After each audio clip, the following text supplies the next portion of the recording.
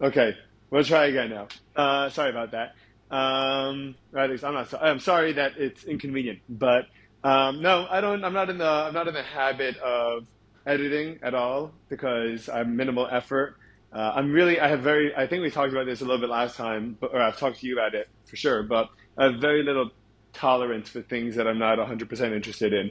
So, so editing is not one of those things. So I just record and I just flip it on and send it out. That's it. So, um, whatever comes, and then even then, I'm still not a big fan of the notion that, like people will still use gotcha moments and like take clips and just take 2 minutes or a minute and a half out of context, um, and it's just out of control.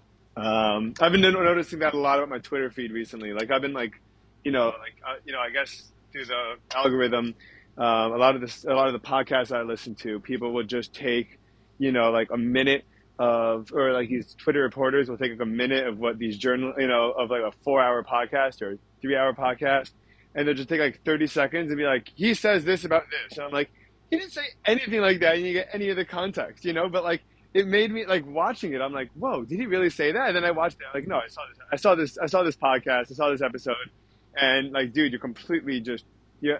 He's taking away. They're taking away any kind of Context. context and also validity. Like they're ruining trust among people that like, oh, you think that someone that you support or that you generally like what they have to say, that they said something that you didn't like now, and now you're not, and now you don't like them anymore. Like, dude, because you took a 30-second excerpt from 2 hours. It's crazy. Yeah, and I mean, I think there's a lot of forms of this.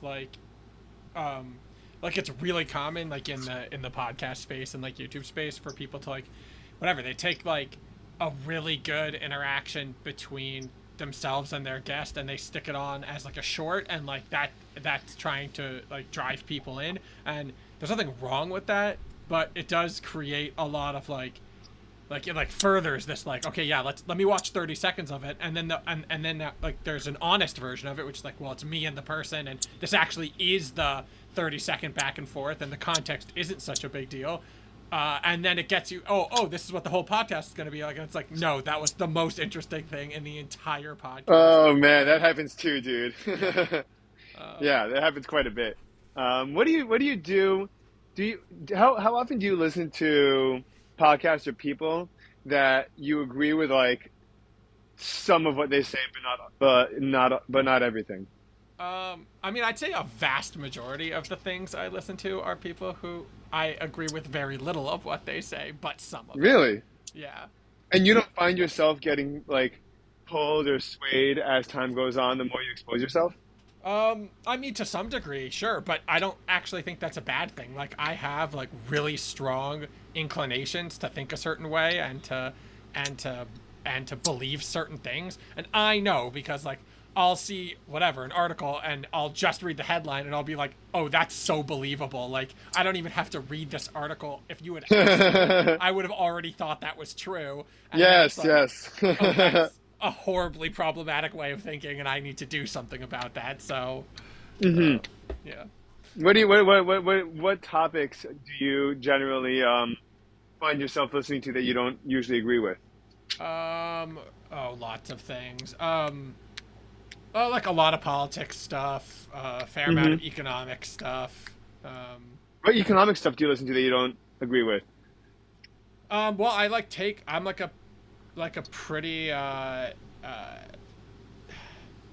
like I think like I'll listen to like something from like a Bloomberg or like an article, and I'll see the title and I'll be like, there's no way that like oil is this good for the economy, or something like Right. that, or like, oh yeah, or like a really big one that's come up a lot all over the place in podcasts and everything is like return to work stuff, where every single time I see some Fortune 500 CEO being like, we gotta be in 5 days a week, my brain is like, that's the most nonsense thing I've ever heard. Like, hold on, this person is the CEO of an enormous corporation. They probably know something I don't. Even if I disagree with them at the end, or I think the points that they make, like I see it from a different angle or something like that, like at least I know what the claim is, right? Because sometimes you read the article and you're like, oh, the claim is that like this person just doesn't like it. And it's like, hey, it's their company. They want to make everybody come in person. That's their prerogative. Like, nothing illegal about that.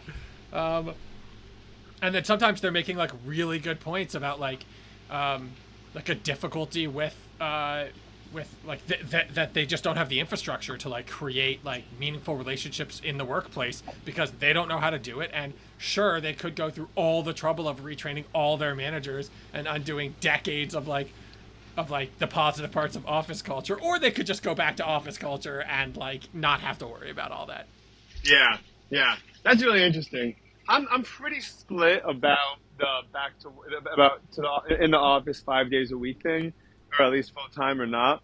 I I tend to believe that that some mandatory time in the office is or in any kind of office. So if you're working for a big corporate company that have offices in 10, 15 different locations or whatever it is, like to like kind of situate yourself near one if you want to, or like let's say if you're a Google and you're like, listen, like I live in New York, but I want to go to Google Shanghai and like I want to spend a month there. Like I think there is something like really valuable about spending at least some time in an office environment where I think that environment does an enormous amount for our psychology, and just getting us in the different mode that we're in, and I think that they're kind of, and we're built for that. We're built to adapt based on where we are, and like we have our cues in our setting, our settings in our head as to say like, okay, this is for this, and this place is for that, and and like I always find that when I go back to like Muncie or where different parts of my life from different places, I kind of act differently based on where I am, and I'll catch myself and it'll be like, this is a little weird. But I also don't think that I think that a lot of jobs don't necessarily require that you have to be there, every minute of every day either, so I don't know. I imagine maybe 3 or 4 days is probably a good balance. Yeah, I think that.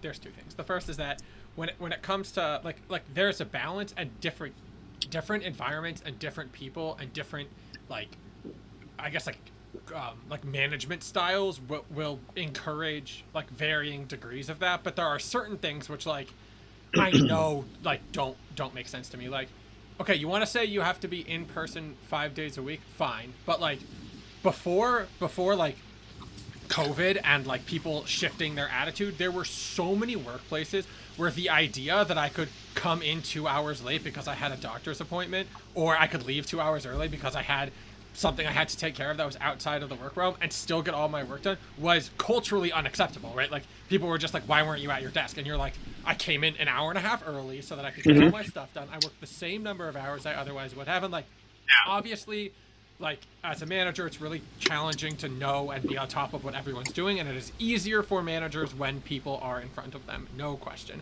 And that means something. But at the same time, like, oh my God, it was just like to hear people who, I mean, I did it. Like I started my career at a place where I was working like 12+ hour days every day.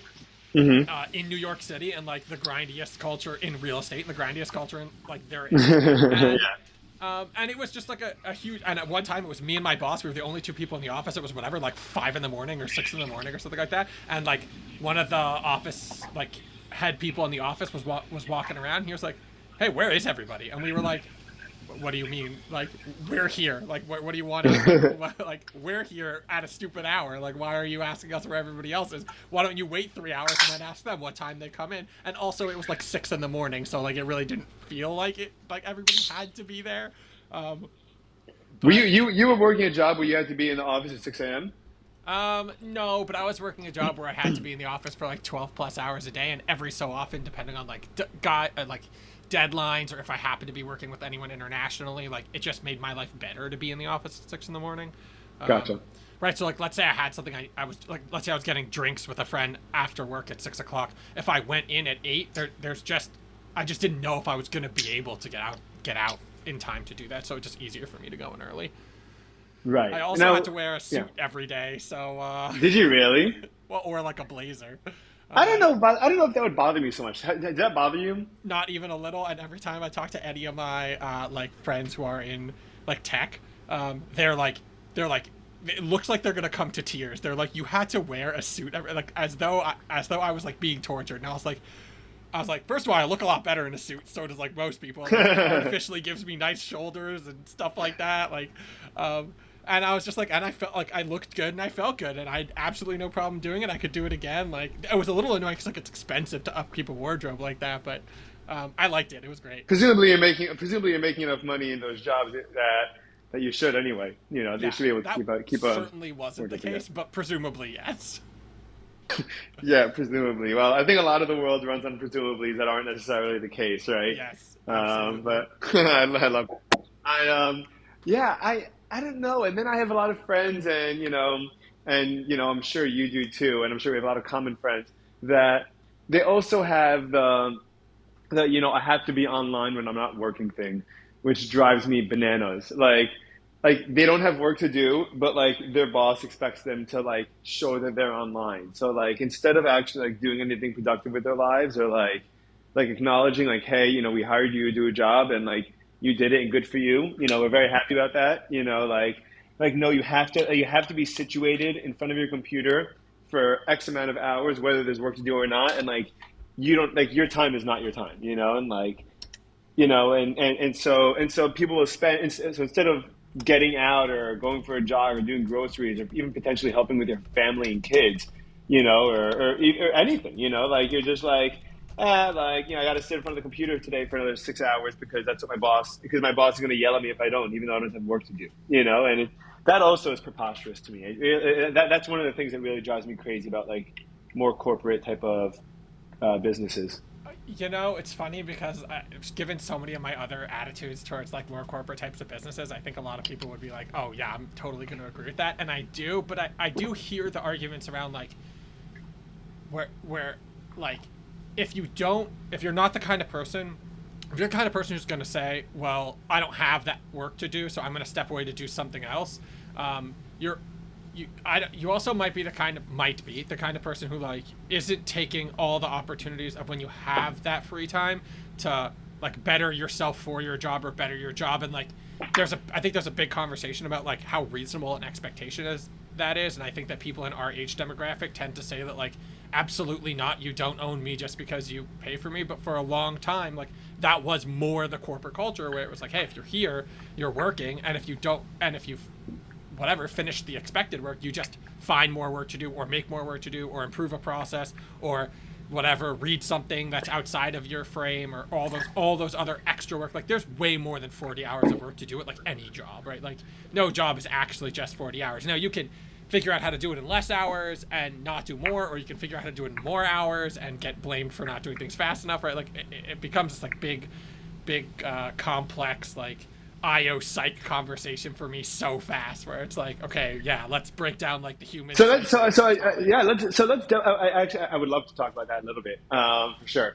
But one I would probably argue that in a company that's relatively small, and when let's say it also depends on the business's mission and like the how established or not the business is, and just speaking like for myself, like there's two attitudes when like I work with my dad, right? And so for me, there's no cap on commission, right? The amount of sales I close is the amount of commission that I make, and the amount of hustle, the amount of time I spent selling it, if that leads to $10 million in sales or $50,000 in sales, like I'm just getting compensated based on what I bring to the table, and also presumably, and I don't know the statistics. I would love to actually learn a little bit more about it, but but employees, especially if you're going to look at like a KPMG or a big company or investment bank or whatever, the the amount of value that they're bringing to the table for their 40 hours far exceeds, generally speaking, what they're getting paid, which is why they need a job and the company needs people to do the work that they're doing for the most part, from my understanding. Yep. Um, so but if so now let's say you have a accountant, right? And the guy, and it's not busy season anymore. You just finished busy season, and and now you finished billing your clients for what's a good chunk of your year's work at that point, right? And now this guy has 20, and for the next couple of months, instead of having to work 40 hours, he has 20 hours a week to work, of work to do, right? And yeah, part of your job could be to grow the business, and part of the job could be to overlook, schedules, and that's also probably built into the job description in overall. Um, but even if it's not, because you're just a giant company, you hired people presumably for that purpose also, which would be, management or HR or whatever it is, whatever other, positions that there are, um, then he's already created far more value than what he's getting paid. He he did his end of the deal, and now you're essentially just keeping him on the clock for the sake of keeping on the clock when when you got your value out of your employee.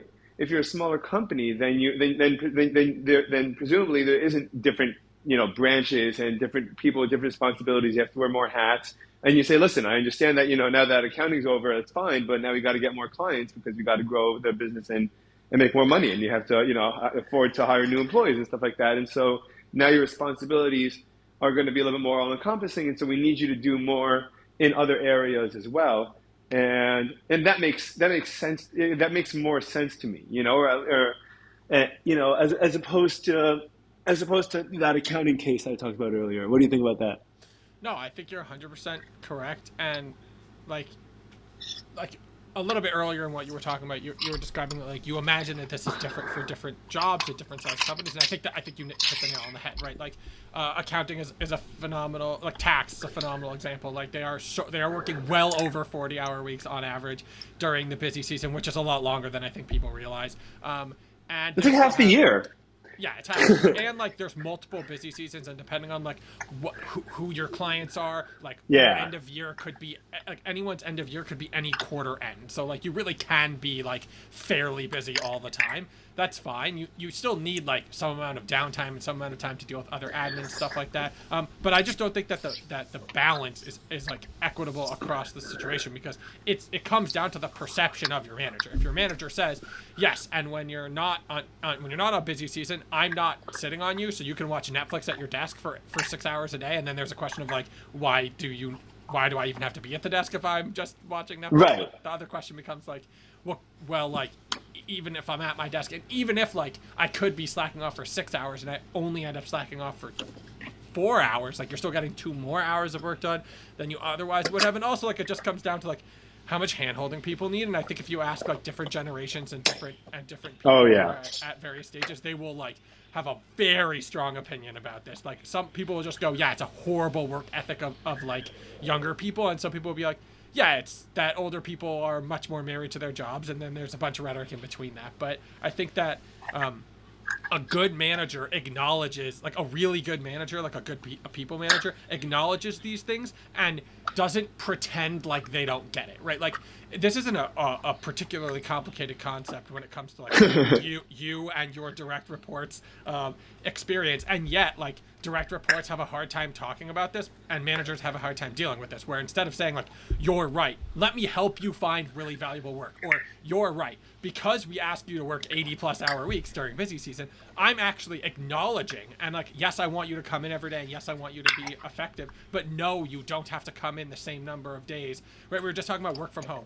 If someone Yeah. said during busy season you have to work from the office 4 days a week, but not during busy season, it's only two.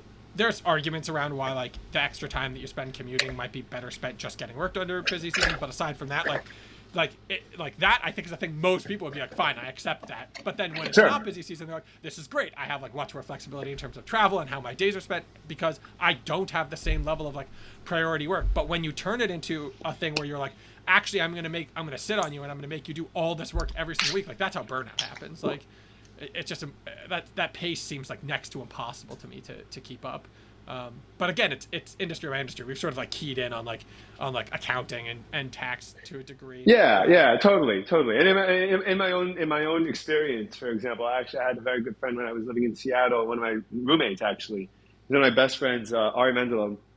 Have you met him before? Yeah, yeah. Okay, yeah. So I mean, it's a basically, I he was working at this company called, oh man, he was doing coding. He was doing web dev for a company called, God.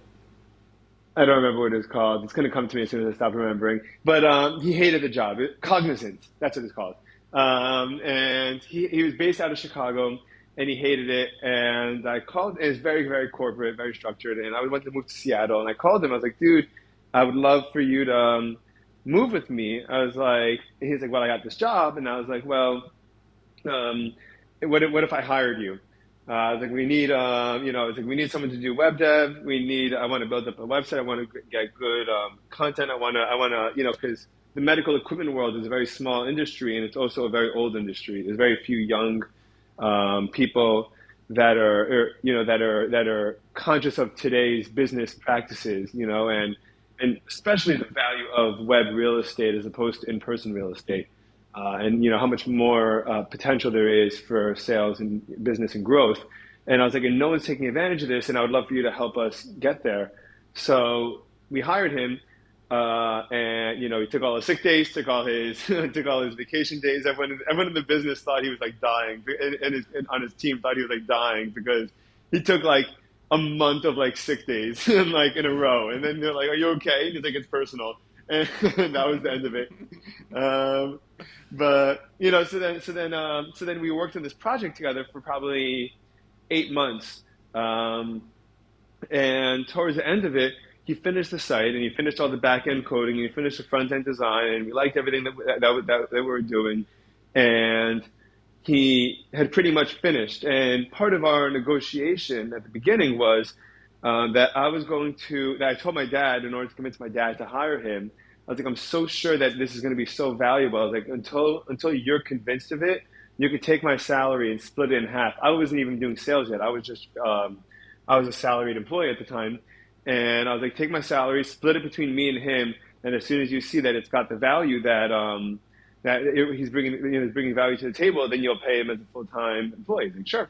So no sweat off my dad's back. Ari was okay with it. And after 8 months, the project was done, and along the way, my dad thought it was worthwhile. Ended up, paying both of us more, and but I was not back to my full salary yet, and Ari was done with the coding, and he was and he was content to just basically do maintenance and not expand his role, and I don't blame him because his interest is in web design and coding and being creative vis-a-vis this language.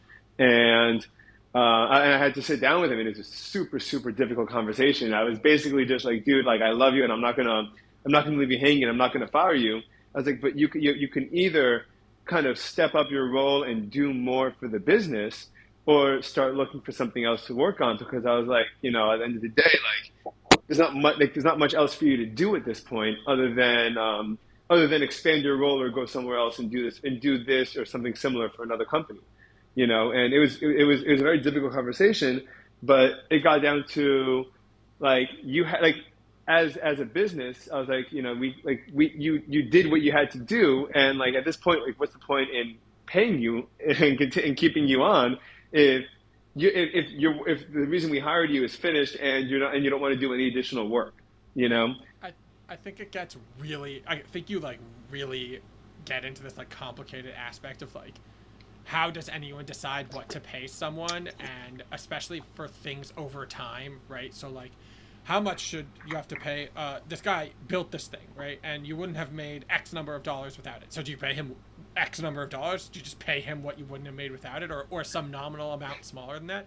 Or Right. what about for maintenance? What about for like continued like growth? Like is it every right? So with jobs like sales, it's so much simpler to attribute some amount, right? Like you make 20% of the sale, right? Like whatever works, like they need to math out like what they need for the rest of the business, and then you make, some percentage of it, or some percent. Like if you get a 5-year sale, you make some percent over year 1 and year 2, right? Like there's a lot of different structures to it, but it's a little bit closer to say if this person didn't work for us, we would not have made this money, and therefore we're giving him that money, if you want to take that approach to it. Whereas there are just all these other jobs like development, for example, where it's like esoterically, like all of the Google engineers are the thing that enables all of Google to work, and without them, it's a big pool of all of the money they make, and right, like, and it's just like it's so separated from like the actual the like quote unquote like value add that it just becomes a very complicated calculus that's like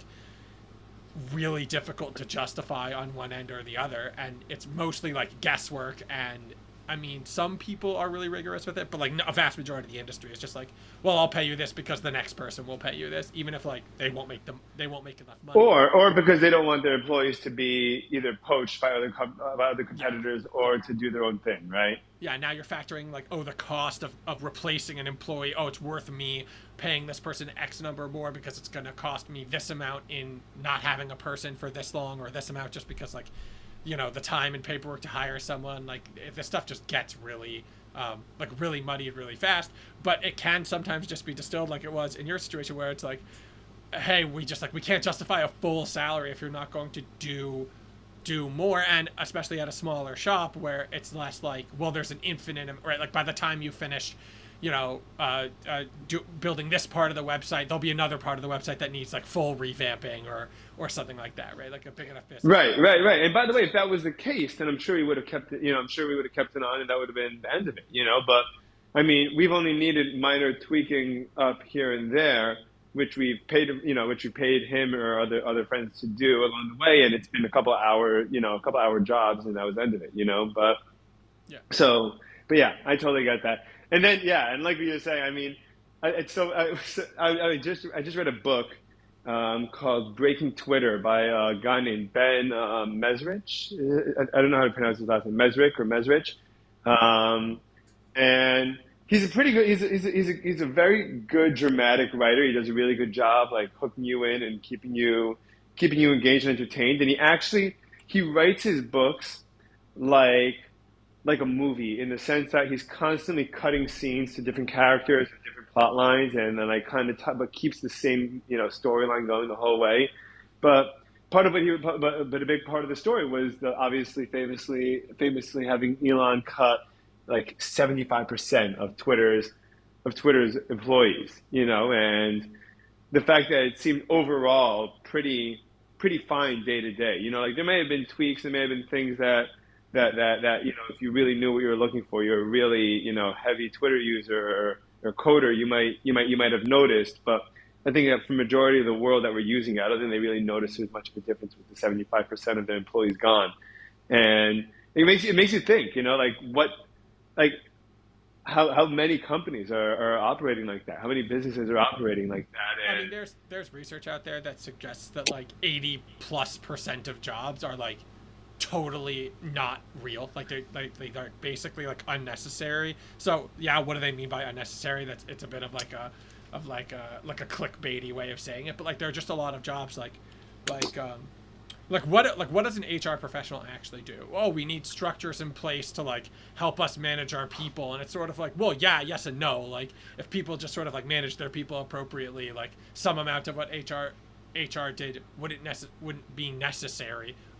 Depends exactly what we're talking about. HR is kind of like a big bucket, but or anything else, right? Like sales, right? Like do you actually need each salesperson like for the number of hours? Like I don't know. Sometimes yes, sometimes no. But like a lot of these jobs, like so the sales job exists to sell the thing to another person, like so that job exists so that someone else will buy it. Well, what if people just bought the things that they needed, right? So there's a lot of like it's stretchy logic when you like dig into it, at least the parts that I've dug into it, but the overall idea like really rings like true to a lot of people just at base, where it's just sort of like, yeah, there are a lot of jobs that like what does there need to be a cashier for? Like this person they're helping me check out, like yeah, that's sort of like they're sort of just like pushing consumerism along a little bit. Like certainly like I actually much prefer there to be a cashier. I hate the self-checkout line. Do you really? Why? The other people are like way faster, and like I like human interaction, so that's a good answer, right? Like whatever, a 2 minute you like catch, I'll like be out with friends and we'll be like grocery shopping or some other benign thing, and like often we're walking away from this person with like big smiles on our faces because like we engaged with them, we were cracking jokes back and forth, like and hopefully they enjoy it too. The honest truth is that probably they're like, this guy's kind of annoying some of the time, but like whatever. Yeah, yeah. I get that. I get that. I yeah. So I agree. I understand what you're saying. I think there's different tiers though. Like again, like I don't know. I wouldn't necessarily, and I'm not picking one or the other, in terms of value, but to kind of for justification purposes, I think sales jobs. I think there are a lot of jobs where what the jobs are either provide as much value as you're compensating them for. So at the end of the day, it's like at the end of the day, you're at best breaking even, but you're providing stability and purpose and work for a lot of people, which is a good thing. So if you have a cashier that's making $12 an hour, $15 an hour, and someone like you prefers it, so you shop at this place more often, then that they kind of just justify their own existence in that kind of way.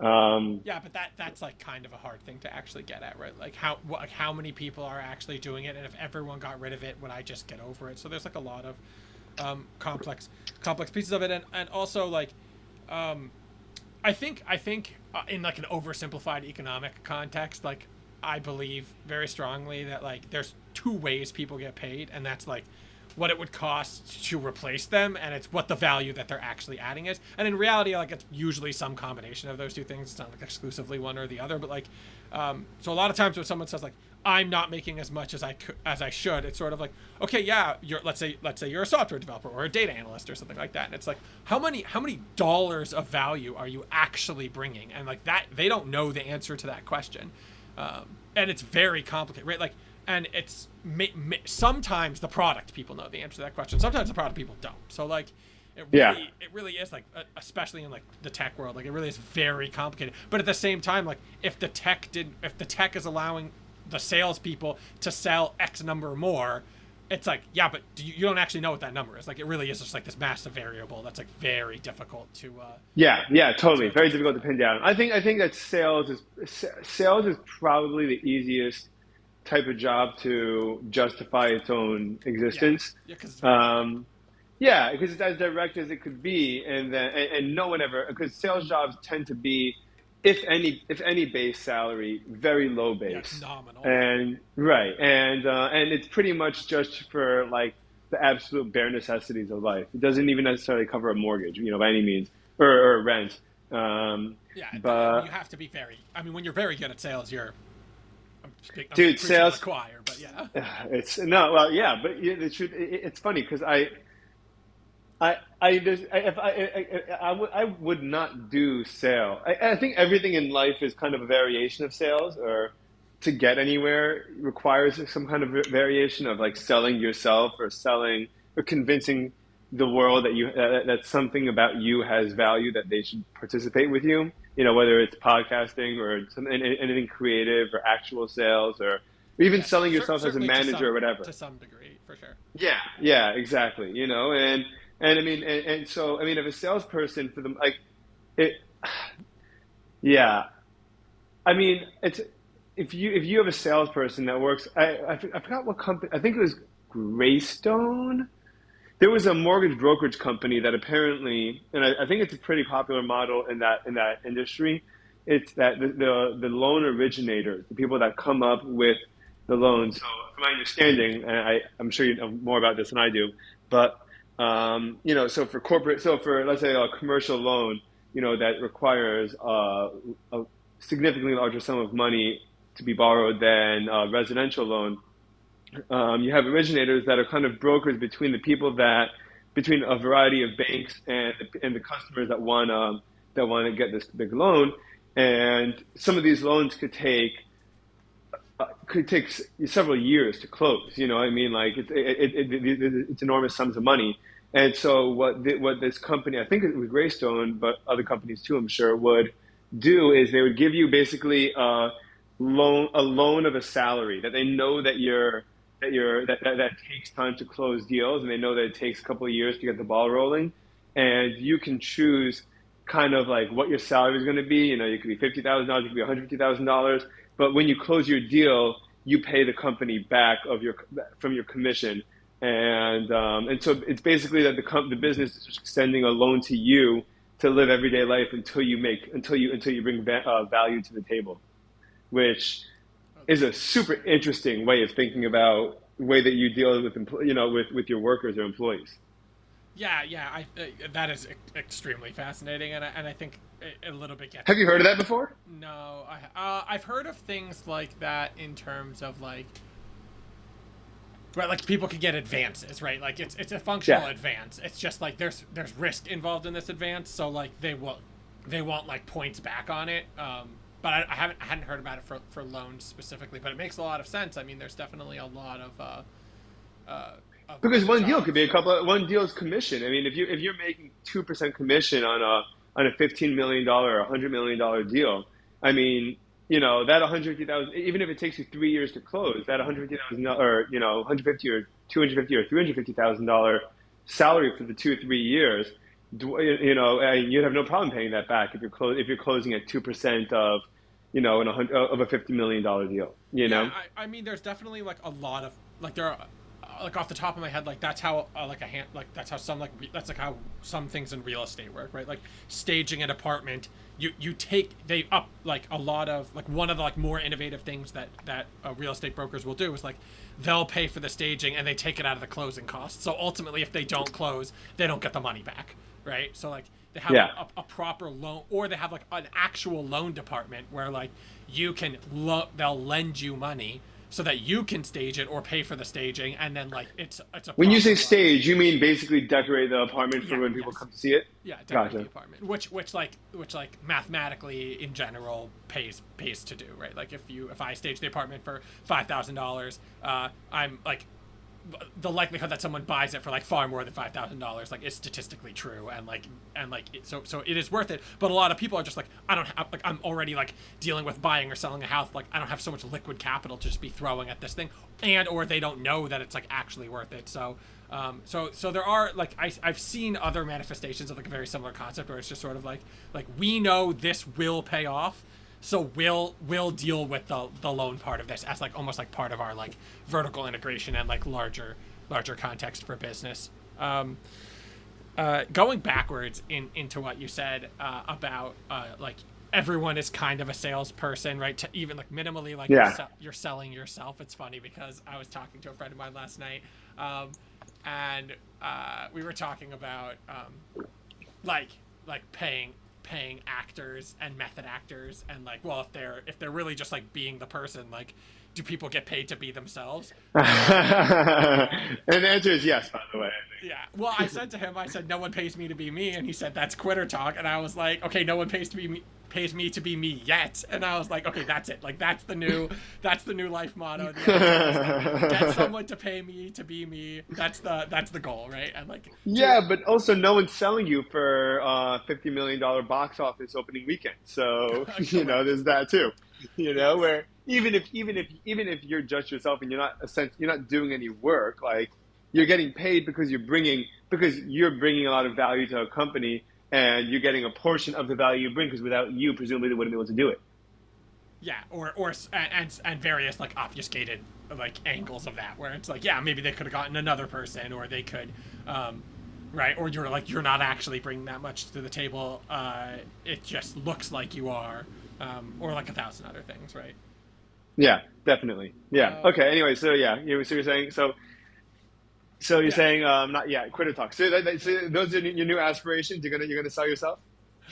Yeah, I mean, I like, aren't you always, right? Like, there's definitely a component. I think every job interview I've ever done, um, like either been the person doing the interviewing or being the interviewee, has always come down to like, yes, they want to know that you're capable of doing the job, but like far more importantly, people want to know if it's just going to be like a wildly unpleasant thing to talk to you every single day. Like You think that's because what it is? I think that's again like once you pass the barrier of like how competent you are at a job, I think at that point like it comes down to the fact that like um like I like who wants to sit in a cubicle next to somebody who like is just like a wildly unpleasant person to be around in whatever context that means, right? Like obviously like, everyone has a different definition of what that is. Some people like they want like a lot of personality in their coworkers, and some people are like, no, I want the person who's like going to be, quietly put their head down and get their job done, and everything in between. Um, but like ultimately, I think that like up until the most recent time,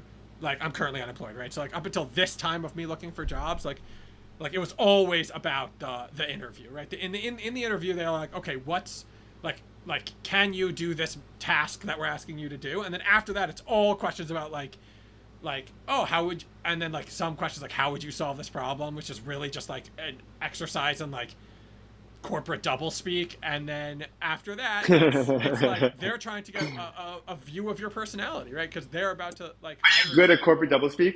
What? Are you good at corporate doublespeak? I used to be good at corporate at that stuff. I've gotten significantly worse at it over time as I guess I get older and grumpier, and I just like don't have the patience um, to like play the game constantly. But I'm finding the energy to do it again. That's Are where you we're at.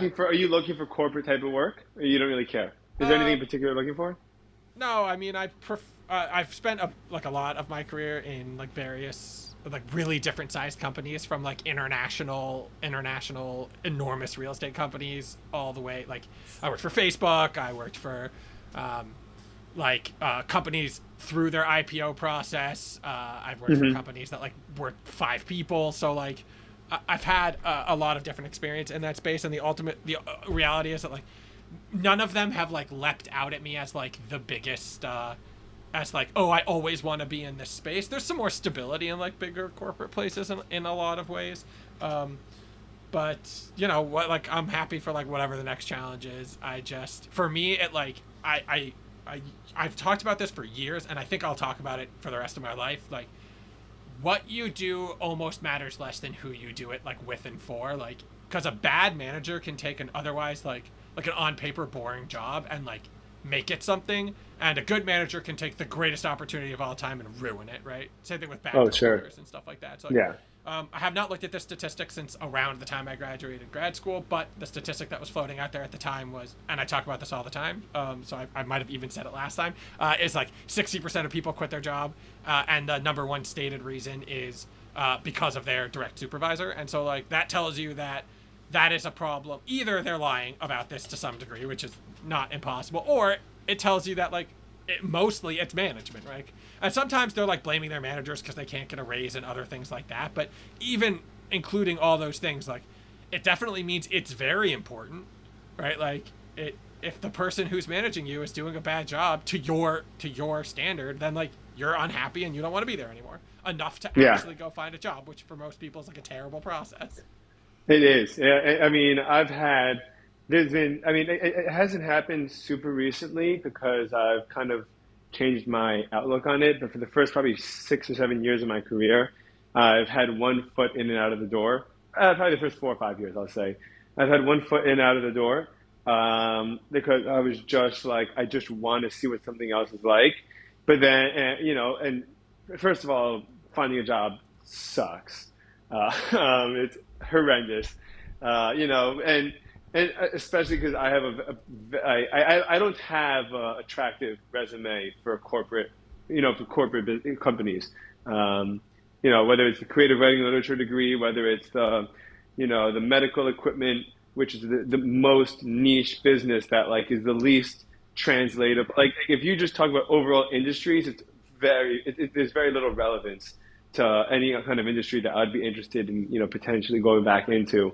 And so like, one of the two things, so I could say, yeah, well, I got, sales, communication skills, business development. And they're like, well, you had English majors, you don't have a lot of formal like business training. I'll be like, well, that, I mean, I've lasted this long in a business environment, I'm doing well here. Yeah. And then if not, it was a more creative, type of job, or a more, entertainment based job. Like, listen, we like what you've done, but we just don't feel like your skills are really transferable to our industry. And they may be right, but I found it to be, it was extremely disheartening. And then there was a couple of times where like I'd get offers from like these kind of in between businesses, and I'd be like, I don't know that this is worth like it kind of just sounds like a different variation of the same type of life or problem that the things that I don't like about the job about my sales job. It just sounds like another variation of that. And so I'm not going to go and quit a family business to work for some dude that I don't know or some girl that I don't know. That's essentially the exact same job, just with probably a lot less flexibility and understanding in terms of like my dad, like, I mean, tell my dad that my kid's sick, and he's like, okay, go take your kid to the doctor. Like, I mean, it's just very simple, and I feel like not, and Yeah. So unfortunately, what are not they enough people are. offering that's better enough for you to be like, yeah, I would rather work for Right, this right, thing.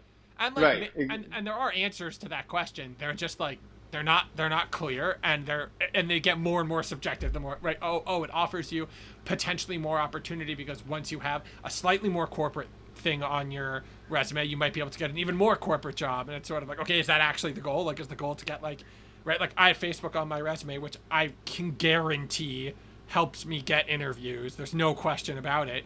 But like, and like that being kind of a ridiculous thing in general to some degree is for sure the case. And it's like, okay, but do I actually want to work for like Amazon, where Amazon's like, we want to poach people from Facebook, and Facebook's like, we want to poach people from Google, and they're all passing employees between each other? Or is it like to some degree, or is it's like, yeah, but do I actually want that? Like, is that actually the job that I want? Am I getting anything out of that? Or am I getting a space where if I say I have to take my kid, they're like, we'll replace you if you try to take your I kid to the know. doctor? Like, Yeah, and which I, it's kind of sad, by the way, because you really like I remember it's funny 'cause I never really appreciated it, and I really don't remember a lot about it. But in high school I read The Jungle by Upton Sinclair, and it was great book. yeah, I don't really remember almost anything about it, but I do remember it. And I remember being shocked, and not even really willing to listen at the time, when the teacher was talking about the problems of capitalism and like pure capitalism gone, without any kind of regulation, and how dangerous that is too, and then it kind of makes you think. I think that I don't really know how to go about it, but I think like there's a meme I'm sure you've come across where there's employees, like a guy sitting in an interview, and the person interviewing him goes, so how come your resume, what's this 6 month gap in your resume? And the guy responds, whatever it is. He goes, how come this job post has been online for 2 years and no one's taken it, right? Like what's going on at your company that no one wants his job for 2 years, and but at the end of the day, everyone knows that the person that's hiring is going to get, is going to get Yeah, I mean, there's definitely. his. I've applied. There's a company out there called Notion. It's really great, really cool company. They have like a lot of like organizational tools. I've used them for like all kinds of different things. And I saw that they were hiring like a few positions that like are under my title. So I applied to like 3 of them, and they just like steadily emailed me back being like, we're not interested. And part of me was like, guys, you have like 6 openings and you're not filling them that fast. Like, I want to know for my own sake, like, not because they need to justify why they're not hiring me, but I want to Sure. know why, like, this position's been open for 3 months. Like, why aren't you hiring me? Like, or why? Or who is it, or what is it that I don't have that you're looking Yeah, for? exactly. Right. So like, what's the thing missing from my resume or my writing or something that you're like, oh, we just like whatever, we put you in the no pile instead of the yes pile. And it can become a bit of a trap, honestly, when you're like in the job applications thing to be like too Yeah, but demanding. it does, because you feel desperate, and like you feel like you got to do it. So, dude, I want to hear your thoughts on this story that just happened to me. Uh, I am so a big chunk of, not a big chunk, but a significant jump. It's important, I mean, the fact that it's gone is not the end of the world, but it's inconvenient. I sell a lot on eBay, right? A lot of refurbished equipment on eBay, ultrasounds, patient monitors, individual probes, and a lot of this stuff. A lot of times, I'll move old inventory that we haven't sold for pretty cheap to some doctor or private practice, or even customers abroad, that are still looking for stuff that are much cheaper. They don't want to replace an ultrasound machine for $20,000, but their probe broke, so they could buy one for 1,200 bucks on eBay, instead of getting a whole new thing. Um, and and I had over 300 listings. I was selling on eBay for a decade, for literally 10 years, and And then about a month ago, out of the blue, with no prompt or no, complaints, no nothing, eBay sends me a notification. You've been permanently banned from selling on eBay. Whoa. Um, yeah, right. And I flip out because, and then I go on my app and I see that all my listings are gone. And aside from that, what eBay does is that after a sale, and I actually this model does make sense to me. After a sale, if you have a history, or if you're selling, if you're offering money back, or like a refund for 30 days or whatever, they'll hang on to the money Should they like for. function as an escrow basically, where they're like, Yeah, yeah, exactly. Right. And it turns out that they had 26 grand of of equipment in escrow leading up to this. And then I got a notification that my payouts are being held because my account was banned. Right? So I already had sold this equipment, and I don't even know why I'm banned now. So again, so I have a million different things, thoughts going on in my head, and I'm like, I can't believe this, dude. I call eBay. There's my dad always told me there's an expression when you're dealing with big companies called hookah, which is hang up and call again. Like yeah, if you're dealing with relatively useless customer support person, if you're dealing with Amazon or eBay or whatever it is, and and the customer support person is just driving you crazy. Don't lose your cool. Don't flip out. Just hang up. Call exactly back, and someone else will pick up the phone, and they might be more inclined to help you out.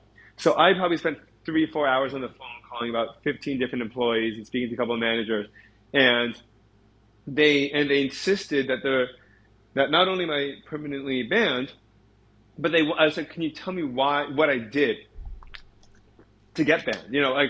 I don't recall doing anything to break yeah. eBay's policies. Presumably, I don't. there's a reason they banned you, right? Like, it Yeah, I wasn't was like, I've been with obviously you for for no 10 years. I mean, I was like, I have they give you as a seller, they give you a seller dashboard with feedback and your placement, where you rank as an overall eBay seller, and like Google or Facebook or Amazon, there is like a version of eBay SEO that, like, if I'm searching a book that I want to buy, like the sellers that have the most reviews and the most sales will come up first. And I was above average sales. I didn't have any negative reviews in several months, and even that one, I think I got pushed off. And I said, I really don't know what I did.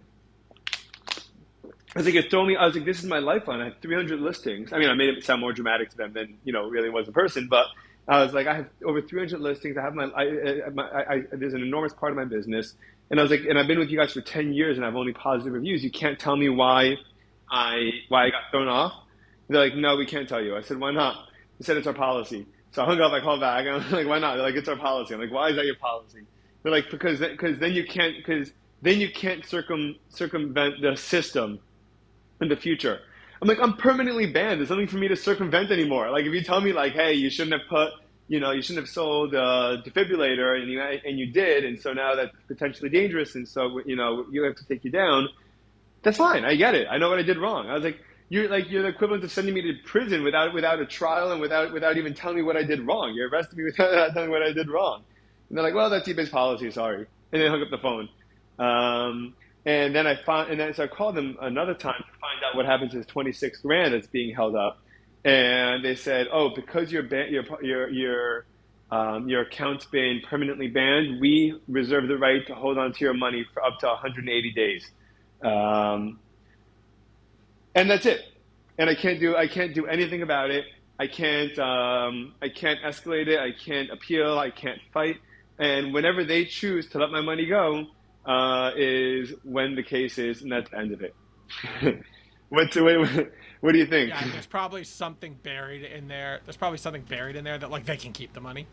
Um, I hope not, dude. It's a lot. yeah, I hope not. I was like, Also, my that's customers have so the well. Okay, so machines. Like, it's, yeah.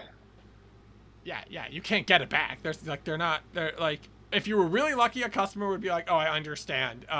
I'll give it back to you. Like give me my like you give me my money back. I'll give it back to you, and then you're like, I can't. I don't have your money. Like, Right. Yeah. Yeah. uh, Exactly. So I'm like, I'm out of machine and I'm out money, and I'm like, and they're like, well, you got your money in up to 180 days. I'm like, well, does my grocery bills wait 180 days to get paid? Does my mortgage wait 180 it's days to so get paid? ridiculous. What are you talking I about? mean, You know?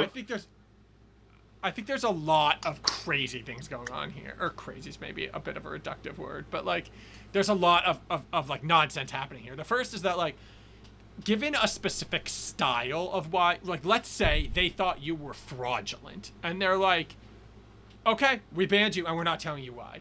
Then it's like, fine, okay, you actually don't want me, like, right, like maybe you're not allowed to have bots and they have reason to suspect or evidence that you're using a bot and they don't want to tell you that because they don't want you to be able to develop a better bot.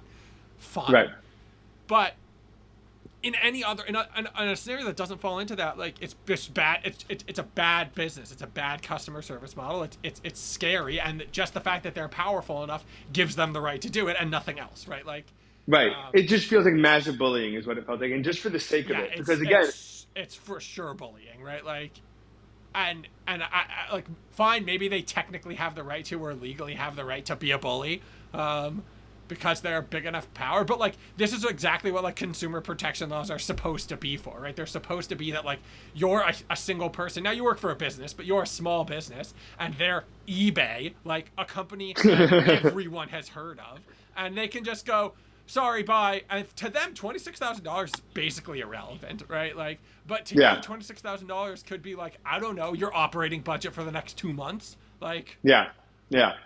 It's just it's so bad in terms of like what they can do about some of these things in terms of like, hey, we're the big guy on the block and we can do whatever we want, and that is horrifying. And like, listen, I don't know, there's obviously not a simple answer to this, because like let's say you can take them to court. Okay, fine, that's a good way to get out of it, but now your money is tied up and you have to pay for a lawyer, and like as though your lawyer is going to beat eBay's lawyers. Like, okay, so that's Yeah, as if. And okay, then let's even say if the I law. did, then I Let's have to say, pay eBay's law things. I have to pay if I lose. I have to pay eBay's lawsuit, law cost, or what do you call it, legal costs, don't I? yeah, yeah, Right. yeah, or something. Depends exactly on like what exactly the case is and stuff like that. But like, it is like that's not a real option for you, right? So like, some of these things is sort of like, okay, so we need other protections against this, but then on the flip side, some of these other protections just like stop anyone from being able to do anything. Okay, so now if eBay has people who are doing like shady or otherwise like against their terms of services things, oh, but how fair are the terms of services and who gets to decide that, and what's the vetting process for that? And it just like falls immediately for me down this rabbit hole of like there is no obvious right answer. The only thing that we know is that if we go back to the original thing, it's like we know that this isn't fair and this isn't healthy and this isn't good for really anybody, but most specifically for like every individual like user, right? Like, Yeah, and What it's eBay just was so originally, and what it continues to serve as, is an opportunity to be a marketplace to give people to give individuals an opportunity to kind of make their own business. And then yeah, and by the way, eBay does take serious fees, and they take I mean, if you want to open a serious store, they charge fees. you. Yeah, and so like and by the way, I don't even have a problem with the fees. If you say, hey, listen, I'm your broker, and you wouldn't have ever sold this if not for me introducing the two of you guys. I get it. I really, I really do. I think that I think that the problem becomes, and this has always been, I think, the problem with capitalism in general, or a problem that capitalism has, or a country like America has to confront constantly, is how do we make sure that a shift in size does not equate to essentially, I mean, bullying at best, but like basically just like controlling everyone around you just because you're bigger than them. Yeah, Like monopolistic market controls at worst, right? Like, yeah, exactly, right. yeah, I'm reading a book I'm starting a book called The Tyranny of Big Tech, and it's just, I mean, it's okay. It's not. I don't think it's written super spectacularly, but basically he's been comparing big tech so far and the giant railroad monopolies, and like just and like and saying how similar the scenarios in the country are. And even though like the world, even though we're obviously worlds apart in terms of almost everything else, like the amount of power that the robber barons had, and the amount of power that the railroad owners had, over everyone, over government, over individuals, over workers, over just choosing to just do whatever they felt like, and there was no repercussions at all, is like very similar to how big tech is operating in today's world. Yeah, I mean, for sure, in terms of like if anything, the biggest difference is that like the magnitudes of complexity and the ways that, right, like, because if they can subtly suppress or put forth pieces of information and it will actually change what people believe, and like obviously like the robber barons could do that also by like various media, other media aspects, but with this where like you can't even know it's happening, like some of it is just that complicated. um Yeah, yeah, it's yeah. very scary. Like everyone who is scared of this, I've never been able to be like, yeah, don't be scared of this. This isn't actually a scary thing. Because you can't what do you call it? It's really hard to defend them. It's really hard to tell your friend that this can't be happening, like just rationally.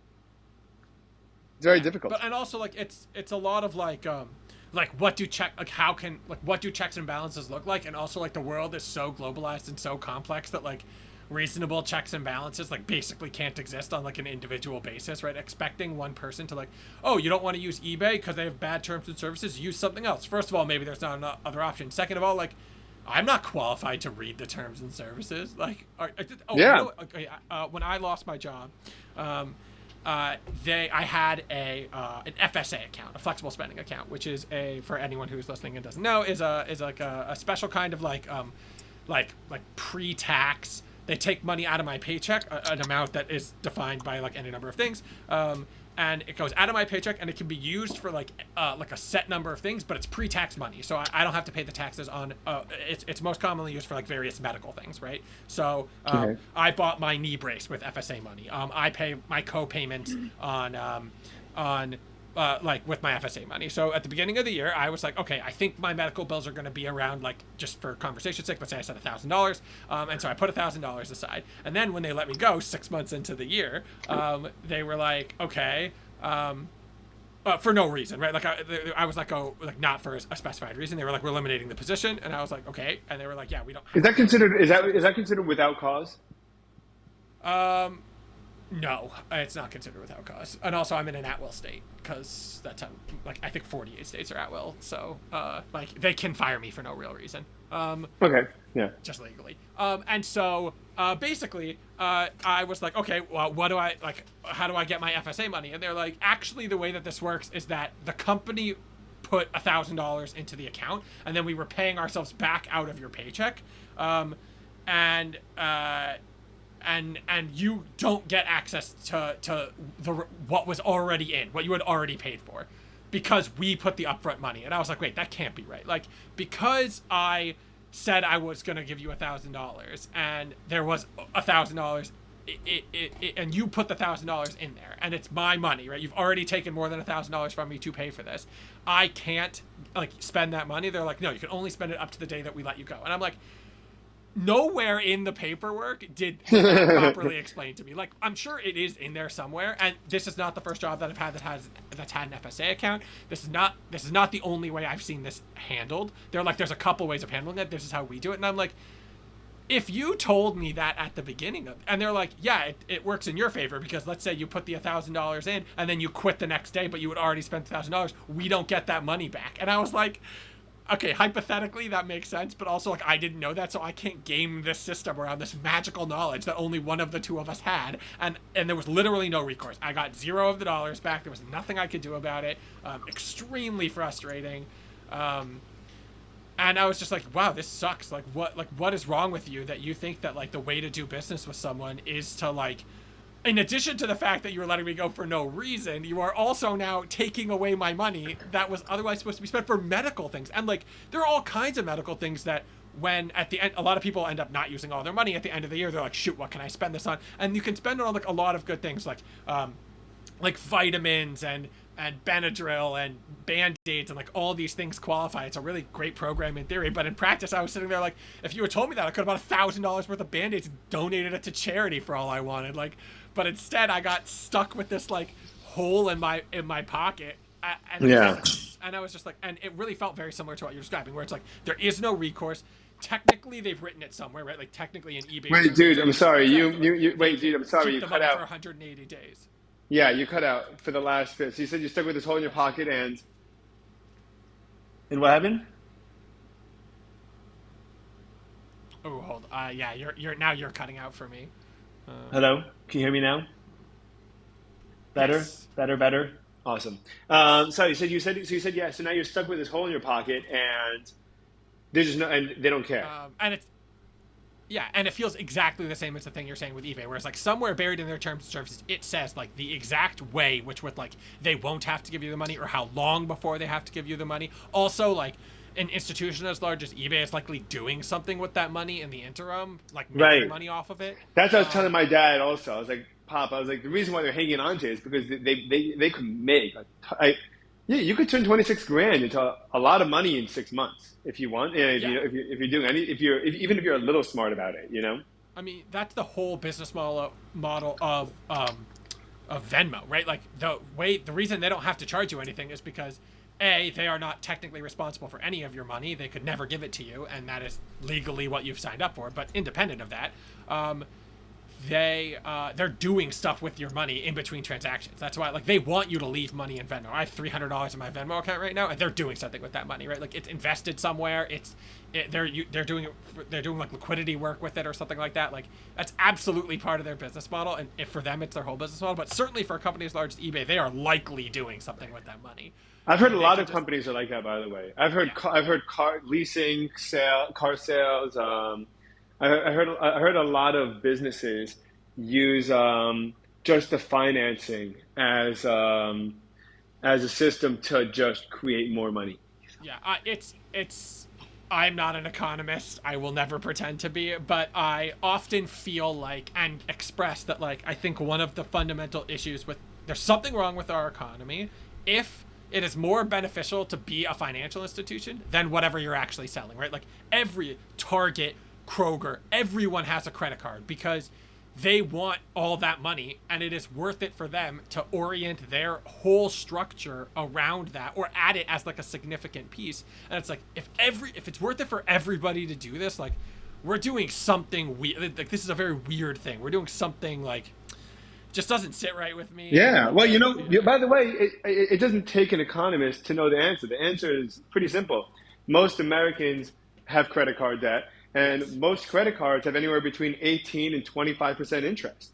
So that's the answer. The answer is they make a shit ton of money Yeah. on people spending money that they don't have, and Yeah, that's but they make yeah. the money even on people who are spending money they do have because in the in between time they still get to play with the money, invest it, use it Yeah, for like yeah, nice yeah. things. Yeah, I like it's a think it bit should of be a illegal, dude. I mean, how the mafia was cracked down on for interest rates that were lower than what the freaking credit card companies charge. I mean, like yeah. it's wild to me. Yeah, it's I don't know what the answer is because only allowing banking institutions to do that, like they're better regulated than some of these other things in theory, depending on exactly how their lending system works. Um, How does anyone justify a 20% to a family that to anyone really, but let's say even anyone making less than $250,000, Oh, well, right? they justify it on their end. They justify it by like that's the percent they need in order to offer this because there's X percent of people aren't going to do it and Y percent of people are, and this percent of people are going to default on it, and like there's mathematics, I'm sure. Oh, their X risk level, which is why they have this thing, or we're giving them so much with the credit card, otherwise that they right. So like it's justified to some degree, and also it's like pushed because like they can make more money off of it, but like it's funny because if you talk to like really pro banking people about this kind of stuff, they're like they don't actually want you to they don't want you to be accruing debt because if you're doing that they'll likely never see the money. They want you to Yeah, just of like course. they just want access to your money, which is why like the Targets and the grocery stores out there like they can do this and like feel comfortable with it because like they're also not like they're not trying to like prey on the weak per se. They're just trying to like, get access to more money because access to capital like drives a lot of a lot of like potential business, but like all of this stuff like really often points me back to the idea that like some businesses shouldn't get too big and shouldn't get like too uh like it shouldn't be publicly traded. Basically, like, yes, it gives them access to capital. There's a lot of reasons why to do it, but a lot of businesses, like, they work when they're smaller, and it's when they get bigger and they realize that like they have to keep expanding in order to like Yes, I was actually handle, yeah, yes. to It's handle the so appetite let's. of all this. It's, yeah. I want to. So I'm going to springboard off that and use that as another prompt, which Yeah. is, which is, do I think that that having quarterly earnings is extremely detrimental for many publicly traded businesses because very few businesses could do both long term and short term planning at one time, and and with quarterly earnings, it forces these businesses to make these constant short term decisions, and they have to just always be playing a game of catch up on how to do more for this next quarter, so that because they have a financial responsibility to the shareholders. Um, and it feels like a system that's almost like sets up these businesses to fail long term, in which case either everyone loses their money, or the government bails them out and they're just not a good business, and then the government bails them out for the sake of just there's just too many people that are part of it. um, or they just become so big that they just take it, they become a monopoly, or just too powerful. Yeah. I mean, like, like there are some basic like concepts of like economies of scale that are just like, yeah, this is why companies want to get bigger, is because like they can do more, and there are certain things that companies couldn't have tried to do if they didn't get big enough. But like ultimately, the like what we get on the other side of that is it like actually better for everyone? Like, maybe sometimes yes, sometimes no, but it often feels like for the average person it's like a fragile gain, and for whoever else it is, It just they're feels it really feels to me like it almost feels like I feel a lot of business media, health, mental health, relationships. I feel like everything can be kind of placed in the category of like junk food or healthy food. And like junk food is like immediately rewarding and like will give you that like temporary, like rush that like makes you want to keep on eating junk food. And then long term, and then like healthy food, which doesn't give you that same kind of rush, or immediate pleasure, results in like better long term consequences. yeah. And and I feel like America in general has just been, and maybe I'm wrong. It feels like even media, like why do you, when you have a good 2.5 hour podcast, and then you have and then you have a Twitter journalist taking 30 seconds or a minute and a half or 2.5 minutes of the conversation and putting it on Twitter, you're turning health food into junk food. Like I think that there's so much more to be gained from investing a little bit more time in hearing out the nuance and hearing the conversation. And for like, instead of quarterly earnings, have yearly earnings where you can say, listen, we had this strategy to, we had to, where it took a little bit of time to implement, or it took some time. We're not going to make X amount of money this year, but that's because we're on track. We're setting down the groundwork and the foundations to be able to do a lot more in the future. And that's what Amazon did. Amazon didn't turn a profit for like 10, 15 years, I think, right? Or more. Yeah, I mean, Um, like there's some of that has to do with like, well, they were reinvesting in themselves, so it's not right, but that's the technically a point. profit. But they Yeah. because so they basically, but they're one of the few companies that are able that had the guts to tell Wall Street, we don't care what you value us at. We're doing what we need to do to grow and and keep to our vision. You know. Yeah, I think it's complicated. I don't know that there's like a right answer to this, except for I think there are a lot of businesses that should look at themselves and be like, what is success for us? And they should understand that success isn't like the perspective inordinate growth of going public and being successful in that space. Right. Uh, and I think that especially on the tech side of things, appreciating that like the way that they're valued often like necessitates that to some degree, especially in the early stages. But I think that it's also like these things like they don't play out as cleanly as people want to pretend they do, across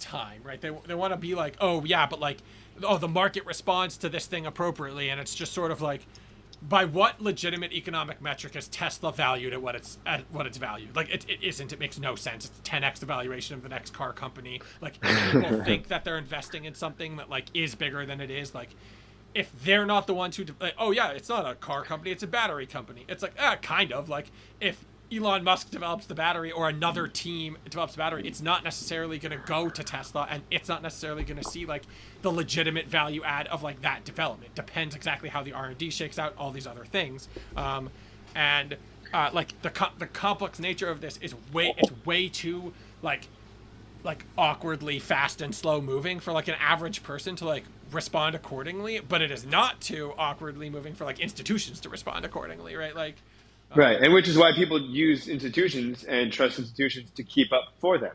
That's what yeah. people, that. And by the way, I don't even necessarily have a problem with that. Like, I don't care to, like, if I have 20% of my paycheck, 15% of my paycheck, 30% of my paycheck that I reinvest, but my day to day life is, I like doing this podcast, and I teach, and I work, and I practice guitar, and I have a wife and a kid, and I have a house to keep up, and I have a community to be a part of, and and I'm like, I don't want to keep up with this, and certain people enjoy keeping up with it. I'm happy to give you, take my 15 extra percent, keep up with whatever it is that you're keeping up with. I'll give you a percentage, and and we're all happy. I think it's a really great system. Yeah, I'll add to that like, it's also a great system because it allows like the aggregate of my money and your money and 100,000 other people's money to do something that, depending on exactly what the structure of how we're moving our money around, to allow it to do something that like isn't actually normally available to us, right? Like, we had a friend who was starting a business, and they were doing a friends and family round, and they were like, hey, we're looking to raise $500,000. Like, you can put in any amount of that, like, oh, so now we get to play in the space like a VC does, and we have access to something that otherwise like only financial institutions can really capitalize on.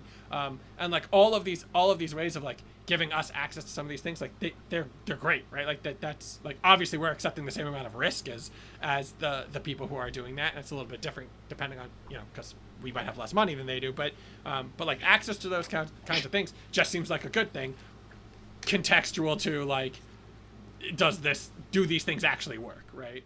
Yeah, definitely.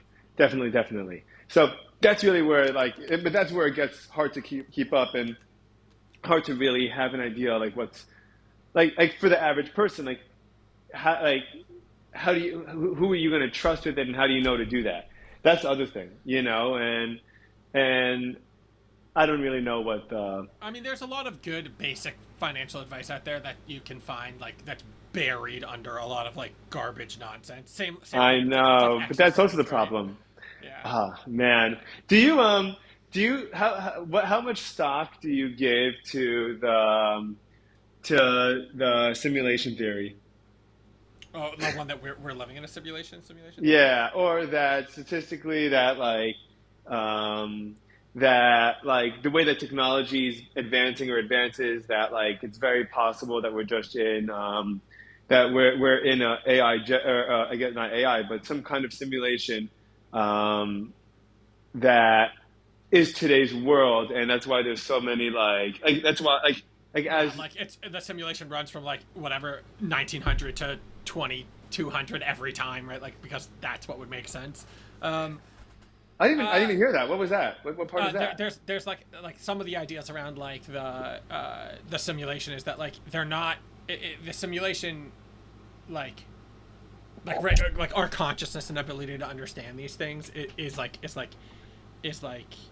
playing within a very specific like time of potential advancement, right? So like if like is it is it really re-simulating in a way with like whatever our consciousness actually is, like the year 0 to a billion, or is it just like, yeah, they only insert like any right, or it's just like, oh, we simulate up to a point and we always restart from that point, right? So like, Oh, that's interesting. I never heard that one before. That's cool. The only reason why I was even giving it any kind of stock is just because like like a lot of what we're talking about. There's just so much beyond, like even with like the flow of information, or like what's considered like how much information is out there at one time, and like how we could possibly sift through it and like know what's true and what's not, and like determine for like it feels like it's almost impossible to determine like what's real or not. And like the only thing you can really do is kind of just control like your life and the way that you go about it, you know? yeah, I think there's a lot going on here, like because ultimately, like, let's assume this is true or assume this is not true. People will have opposite justifications for their own behavior, right? So like, um, some people, they hear that like they're one speck in the universe, and they're like, oh, and that is like an anxiety inducing thing, right? Like, and therefore nothing I do matters, and Does that bother? therefore Does that induce anxiety in you? it has ever in the past, but mostly it like only warrants so much attention, because there's like only so much like practical um, like brain power to be put to that, right? Like if you want to stop, and this is like I think a complicated question in general, but like if I want to stop everything I do to try to get to the bottom of that answer to something that is sufficient to me, like there are so many questions like this that like how could I get up in the morning, right? Like it would Yeah. be complicated, which is not an excuse to wash your hands of important things, right? Like bad things are happening across the world. How much is that supposed to affect my day to day? That's an extremely complicated question that everybody I know who has washed their hands of, I think, is doing like the world a disservice, and everybody I know who like can't function because it's too bad. It's almost like it's like full black It's screen overwhelming. It's terrorism. completely overwhelming. Yeah, Yeah, totally. It's that's crippling. also like that's also like nobody wins if you do that either. So like striking that balance and being critical of the balance that you've struck as different things come at you in life, I think just sort of like is part of like the human experience, especially a human experience that exists with like our globalization context. But like Hmm. but yeah, there are definitely days where I'm like freaking out about stuff that's happening across the world for sure.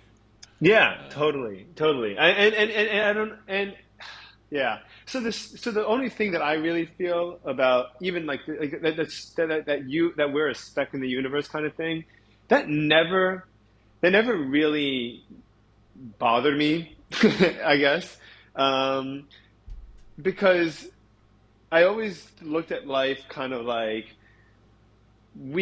yeah, we're a speck in the universe, but we are a speck that can cause motion, and then the motion is just and every motion is just like you can't keep track of like the constant impact that you have, and yeah, I yeah, sometimes think, at least for me, it gets so big and so overwhelming that it zooms me back down to the present, right? Like if I'm a speck and nothing I do matters because I can't impact the world at like a global enough scale for it to like be meaningful outside of like the like one millionth of a time that like humanity has even been relevant, much less myself. yeah. Then it's like, okay, so then if that's the case, then none of that stuff matters, and the only thing that matters is like how I make other people around me feel, right? Like if nothing big matters, then only little things matter, right? Well, yeah. Up to Maybe, a point, maybe, maybe, right? maybe Like I'm like not. Maybe I might ask you to elaborate on that a little bit because I don't think it's big or little. I think it's just a matter of I feel more at ease knowing that my impact can, like I think that the biggest problem that a lot of people have is this sense of like in 100 years from now, no one's going to remember the name of Brian Hirschman.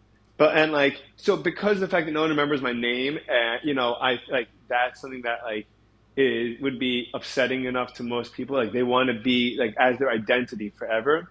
But if you want to talk about just impact and just about like your place in the world or the universe or society, then I think it becomes a lot more digestible because I mean I still have teachers and behaviors that I've learned from classes or from or experiences I've had from someone positive and negative, that literally still have shaped me till today. I mean, I'm insecure about my man boobs, from when I was in like I think second or third grade in summer camp, and I was changing to go in the pool, and someone pointed at my nipple and said I have a fat person nipple, and I'm like, and it literally, I mean, and the kid, he was my friend and he is my friend, and he was my friend for many years. We're not in touch anymore, but we were very close throughout high school. But that was something that like had literally like I don't think like he as a 8-year old didn't have the consciousness to know the impact he was having.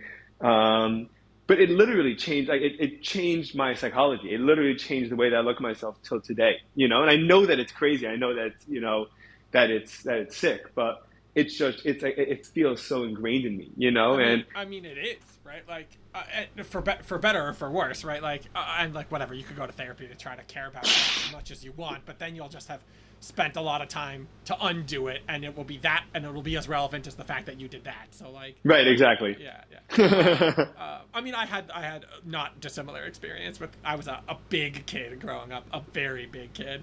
Um, and ultimately lost. I went to a 100-person high school, and so I was one of the three biggest people in the building, and I was on the wrestling team and lost a lot of weight, and like still even after I was 6'4" and had cut to 170 pounds, very very light. Did you really? Yeah, that was my wrestling weight. Holy cow! Yeah, not good. And do you have a picture? Do you have a picture? Do you have a picture of you from that point in time? Can you send me it? Yeah, you can find them on Facebook and stuff. I'll dig one up for you. Yeah. And I probably lost over the and there are laws in Georgia, which is where I wrestled, about exactly how much weight you can lose and still wrestle, because they don't really want people cutting weight, sort of whatever. But I was like exercising for the first time in my life. There's a lot to talk about there, but my point in this specific story is that like, yeah, it affects you. Like these things potentially affect you forever to some degree, and so like the ripple effect of like what you say and what you do, and like you don't even really have like a as firm a grasp on it as you maybe think you always do, and that being the what makes you bigger than you feel, right? It's like, oh, in the universe, like my name might not go on, but like I learned a lesson from being bullied in this way, and then I told my kid to not do it, and then that ripples throughout like an infinite number of effect. Like, yeah, I think there's a lot of ways that you can look at these things and like gain like a level of peace in it, right? Like you can. That's where I think that I am for the most part. And I mean, but then there are also times where like, you kind of like I remember when I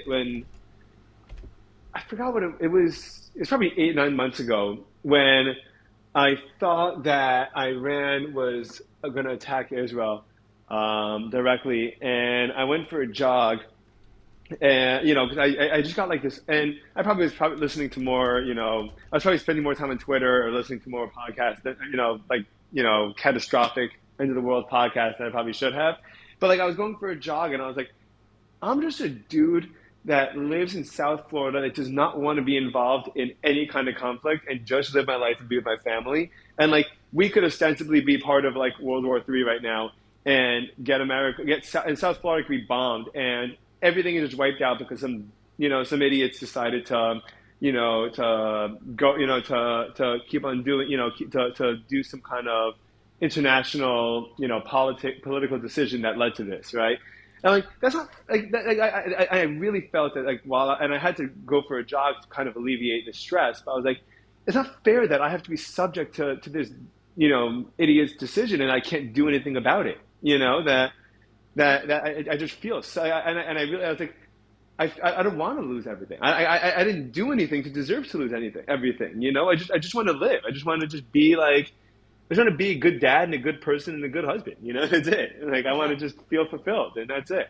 But I think the thing that I think it is an intrinsically human experience to like be faced with these things and have to acknowledge that like. This comes up in The Good Place. They do a pretty good job of explaining this. But like, am I a bad person if I bought this fruit and this fruit is and there's like a tariff on it and like underpaid international labor? Yeah. Like, am I a monster for doing that? And it's just sort of like, well, to say that that you're that it's irrelevant that you did that is factually inaccurate, because like that ripple matters. But to be like, that's who you are, like really you're not a good dad and a good husband or whatever, you're the guy who bought a piece of fruit that like helped to continue a potentially like wildly imbalanced, maybe a nice way of saying it, but like wildly That's a imbalanced very like nice way of putting economic it, structure. dude. Like uh like that's a bit of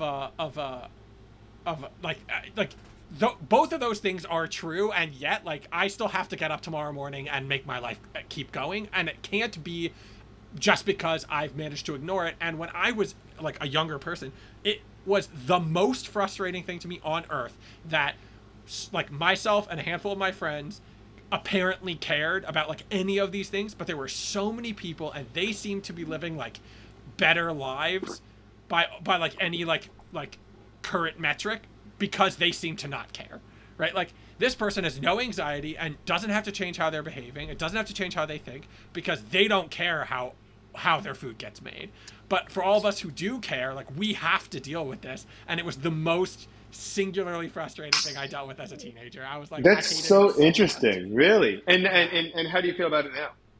Um, I just accept that like I would rather be a person who is aware of these things, and that like to some degree like my whole life it like is governed by that, and the other people's isn't. So they like maybe they're happier and maybe they're more content and maybe all those things, but like we're different people, and I have to accept that like this is something I have, and in some ways I'm grateful for it, and some days I am, and in some days I'm not grateful for it, and I'm like, oh, I wish I could literally think about anything else right now, right?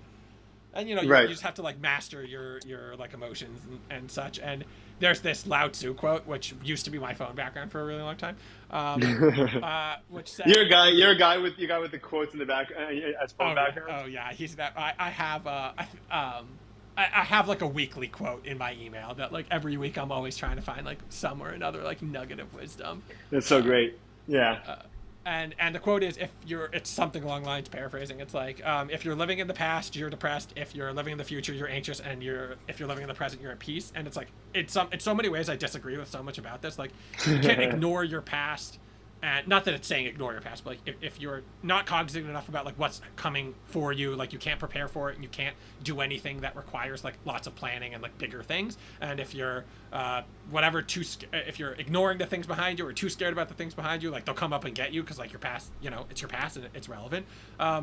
And like whatever living, but you have to be in the present to be at peace. And to some degree it's like I think these two ideas are like very related to each other, because like you can't just like you can't like, sometimes you have to clear your head and go for a run and whatever, but you can't just like never think about those things. But if it takes over your life, then like there is no balance and you're not living in the present, and it's just like so overwhelming. Right. So there's so I'm in my head I'm breaking up this train of thought or this conversation into two different like modes or groups of people, right? Like there's a group of people that make decisions. I guess, and I guess it's just that we're coming from. I guess it's the same idea, but we're on either end of the spectrum, right? So like again, like so was my case, like about like World War III and like Florida's getting bombed. Like yeah, I'm like I would be the equivalent of of the person that is working in Taiwan or China, wherever iPhones get made for 50 cents an hour, and like like it's not their fault that that I'm buying it. Sorry, it's not like they don't have a choice in the matter. Like that's something that's just like happened to them. Um, but I also don't. I do a pretty good job at separating myself. Like I don't think about the way that other I don't compare myself to other people really almost ever. Like I got really really good at like eliminating the X, Y, and Z has this, and X, Y, and Z is better at this, and X, Y, and Z could have done this, or should have done this, and they're worse than me or better than me or whatever it is. It took a lot of practice, but I'm really good now at just comparing myself to myself and just being like, did I do like the best that I could have done at whatever I did, and not compare myself to what how you did. Like I mean, if you started a podcast tomorrow, which I hope you do, but if you started a podcast tomorrow and it took off, in a fraction of the time that mine did, I I've gotten a pretty good sense of like, listen, like whatever is going on in Avramy's life that worked for him, obviously is working for him because it's his life and it's his little world and his, and his circumstance. And like, I'm just going to do what I can't do anything about that. I'm just going to do what I'm going to do. Well, you can you And could you yeah, can learn. I think that what you're saying is the only healthy attitude. I think that you can't compare your. I think you have to be very cautious of how you compare yourselves to others for any number of reasons. Not the least of which is that like more now than ever before we live in a world where like you don't actually know what's going on with other people, because let's say I have a really successful podcast that I start next week, but I spent $100,000 on it's like, yeah, okay, we're actually like, to compare those two things is like comical. Like those just aren't the same things, right. right? So like but on top of that, I do think that there is a value to it. It's just about the balance of it, right? Like let's say you say, I don't think I can do A, B, or C, or I think I'm doing a good job of A, B, or C. But the reality, let's say you think you're doing a good job of I don't know, giving charity, and it's just Right. like, no, you're just like, to understand how what other people do and how they do it can give you like Oh, sure. empirical Right. evidence that you're doing I a good love to job. learn. I love to learn from I don't want it to be, thank you for clarifying. I love to learn from other people. I love Yeah, to learn about how to be better, but I don't beat myself up that I'm not that person or yeah, not there, right? Like, anything. I mean, sales or guitar playing or, raising a kid or being a husband or traveling or anything like that, like balancing work and life. Like I'm always looking for ways to like I'm always looking to learn from people that are better than me, but I don't beat myself up that I'm not them and not where they are. yeah. I have a social experiment. If I asked you, are you good at something, whatever, are you good at running? What Yeah, do you like? What do you think about that? I say yes. Okay, okay. Why do you say yes? Why do I say yes? Yeah. Because I run consistently, and I've been running consistently for a bunch of years now, and I know that I'm doing it well because I'm not shattering my knees at this point. Uh, um, It's a and high bar at our age, I guess. yeah, that's right. Well, I think for a lot of people, I mean, a lot of people don't run 6 days, 6, 7 days a week, and for I guess relatively longer stretches, and it could do it for many years without getting hurt if they're Yeah, not ready, if they're not running the right way. a vast majority of people, certainly Americans, that's Right. not the case. Totally. And then distance. I mean, I'm sure I could run more, but I run 4 miles a jog, generally speaking. Sometimes a little more, sometimes a little bit less, but ballpark 4 miles a jog. Um, and and for me, and yeah, and emphasis is for me. So I jog every day. I'm consistent about it. I'm doing it in the right way, and I'm doing what I consider a good distance where I'm burning enough calories, feeling good about my workout, and burning enough calories, feeling good about my workout, and not getting injured. In the long term. And I feel like if I were to, let's say, maintain that same schedule, but run 5 miles or 6 miles or 7 miles, I would probably either get burnt out or injured or something like that. So I consider myself good at what I do with those, with all those ideas taken into consideration. Okay, so that's a very good answer. Did you Thank think you. about that answer? Like, have you thought about this before? Like, if No, or yeah. So no. like, so a lot of this comes down to like how, like, what it really shows to me is how you think about this, right? Like, you think about this, right? Like, to some degree, you don't think about it because you hadn't already thought about this answer. And on the flip side of that, it's like, yeah, like that wasn't you. That was you connecting the dots of things that were sort of like in the back of your head. Like, Right. you have thought about how much you run and if you should be running more or less and all those things. And like, nowhere in there did you say, well, the average runner can run Yeah. this speed over this time.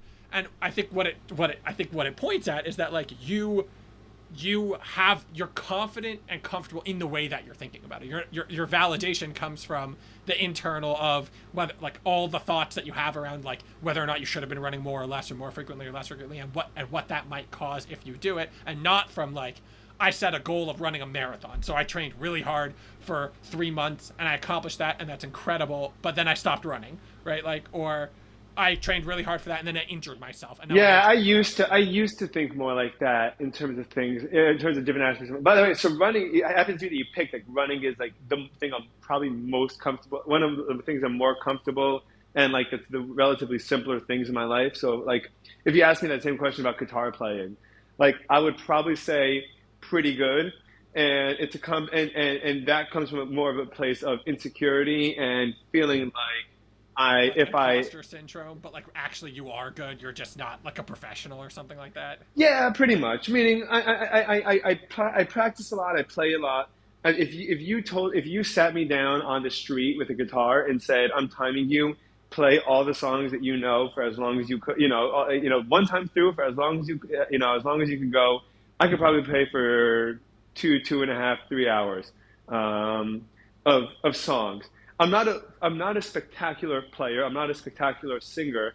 I don't have theory down. I don't have, like everyone kind of, I'm not creative so much with the guitar that like, there's a lot of people that are really good at riffing and just know the instrument so that like they're familiar with the instrument the same way that I'm familiar with words.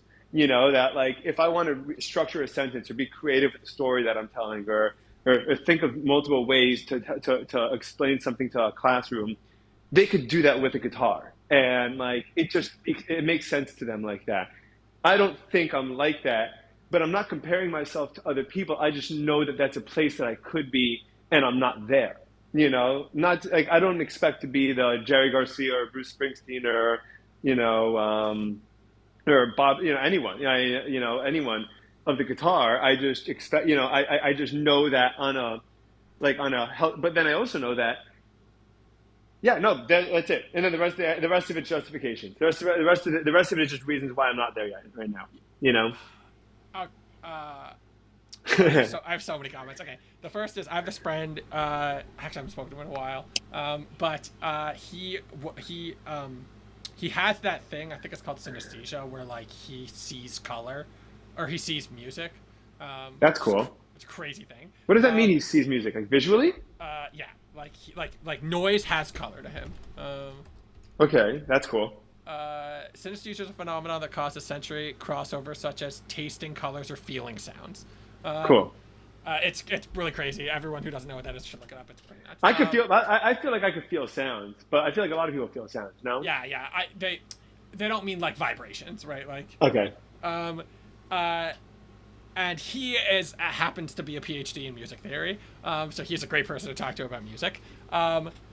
But and I've had conversations with him about like some of these aspects, and him and and and with him and some of my other friends, like depending on exactly what the conversation topic is about, we might be talking about how good someone is something, and then or like if you're good at it or not, and then like the conversation really becomes about like defining good and going into the data of those things, and like there Right. is some value in that, but not when the ultimate result of that value is that you just feel like you're bad at stuff because you're not. Like if I'm like, how good at a video game are you, and you're like, well, I can do A, B, or C, but like every professional would beat me, and I'm like, yeah, I would hope every professional would beat me. It would be extremely weird if that wasn't the case. Right. And sometimes it's just like, yeah, recontextualize like where you are in this thing to have a more accurate understanding, but b like an understanding that works better for you. Because even if if you're giving yourself a more accurate understanding and it's making yourself miserable, like how is that beneficial to you? Like use the mental gymnastics tricks that human beings have been developing for like as long as we've been evolving, and like to your favor when you can. Like don't just like make yourself miserable, because basically no matter how you cut up how good you are at something, you could always figure out a way. Oh, but given how many hours I've practiced this, shouldn't I be better? And it's like, yeah, maybe technically you Yeah. should be better, but also like, do you want to make yourself miserable, or do you want to have a good time playing guitar? Like, Right. I went to an open mic a year ago or so, and there was a guy. I played a couple of songs, and I was okay. And then there was a guy that came on. He was like, "Yeah, I just started playing guitar like 2 months ago, 3 months ago." By the way, when I started playing guitar, I started when I was like 24, 23 or 24, and I had a teacher. I had classes. I think I had a class once or twice a week, depending on how well I was able to process the class, practice it, and like master what we're talking about and move, or not master, but be comfortable with it and move on.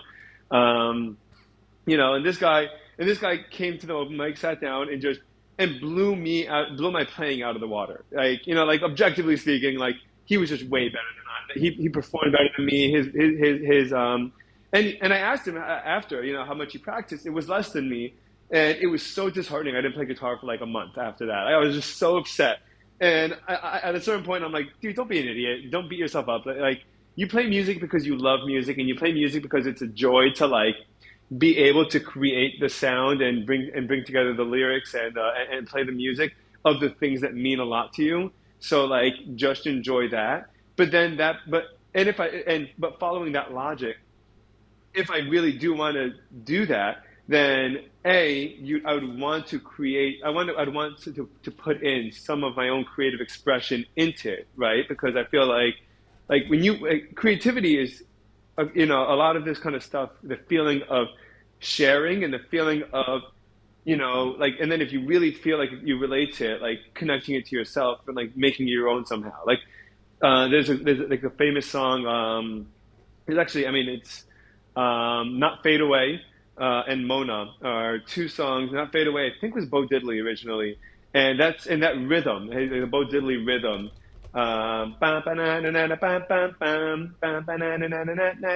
It just like it was so unique, and it was so and so many people have taken that medley or that rhythm and just like made it their own and made like their own songs using that medley and using that rhythm.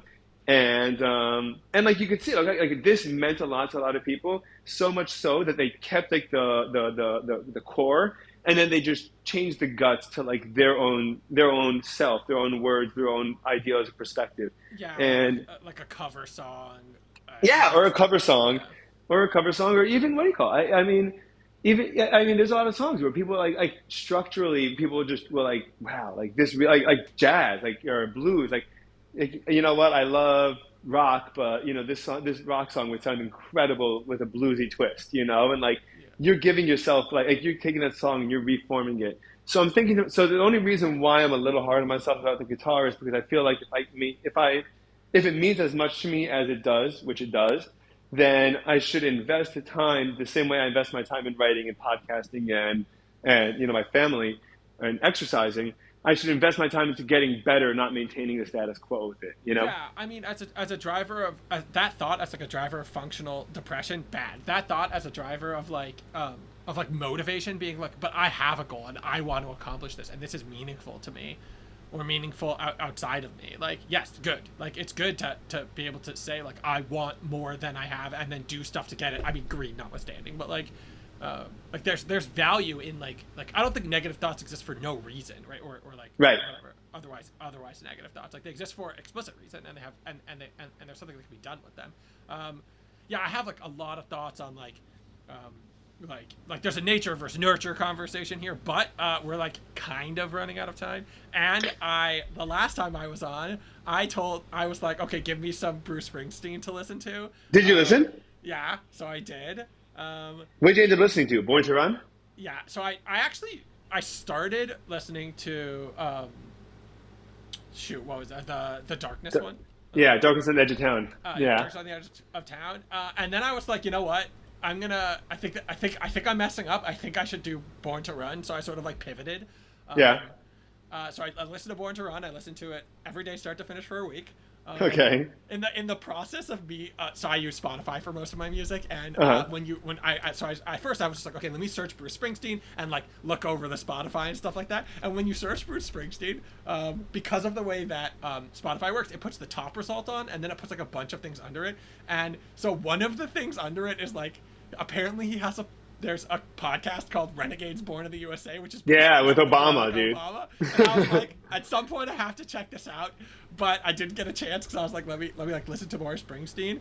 So I get into it. I got into Born to Run. There's like, because of the structure of like I'm gonna listen to the album once a day, every day, start to finish, in intended order, which matters, which for like not maybe the most musical people who are listening, matters a lot more from like albums from like 1975, for example, which is when Born Yeah. to Run was. So they just put a different amount of thought into these things, and they had different structure to it for like any number of reasons. Whereas like there are a lot of bands right now who are very popular. Like they've never even put out like a studio album. They've put out like 25 EPs with 1 to 2 songs on them. Right. Right. Right. Right.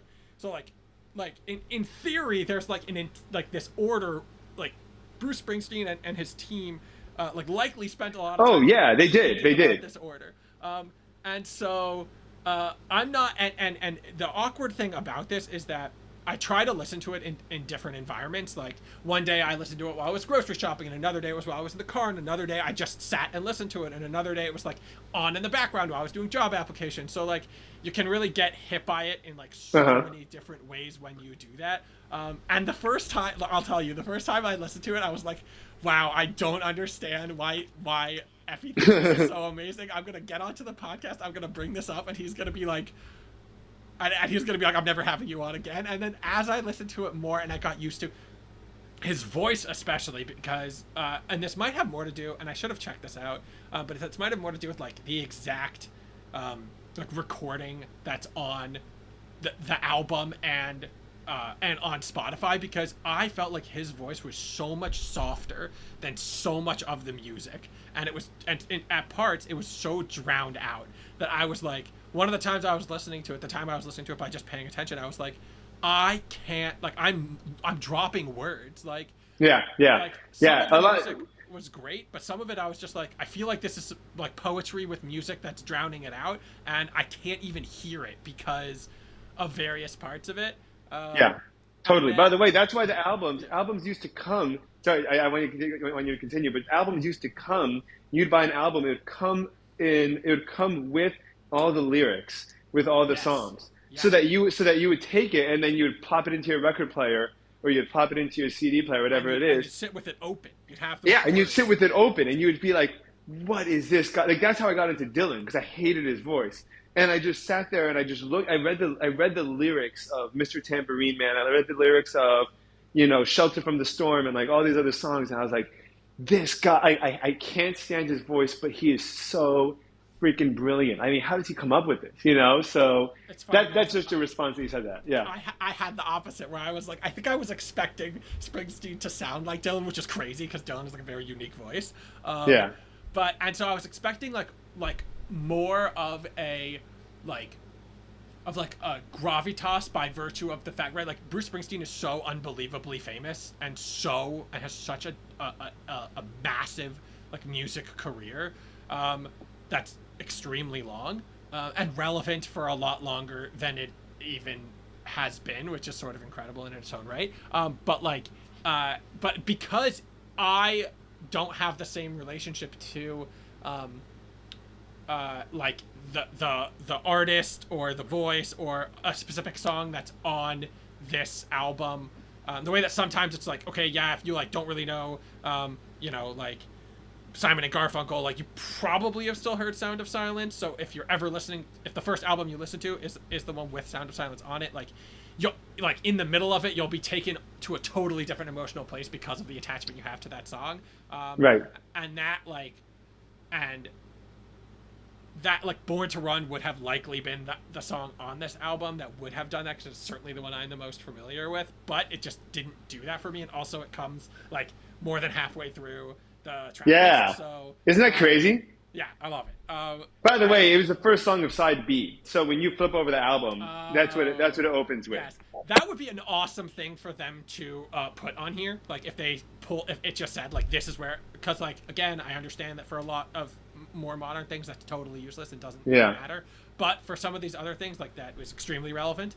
And I definitely like I definitely like, knowing you and knowing like your relationship with like the English language and literature in general, I can see why Springsteen, because like I don't know anything about music aside from like music to me is one of the like five, probably one of the most three baffling things on earth. Like I think music is magic. Like I think it, like I don't understand how people make it. I don't understand how it works.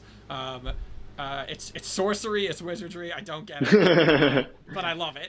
Um, Did any song pop out at you in particular out of the album, or what album? What song do you like most in Born to Run?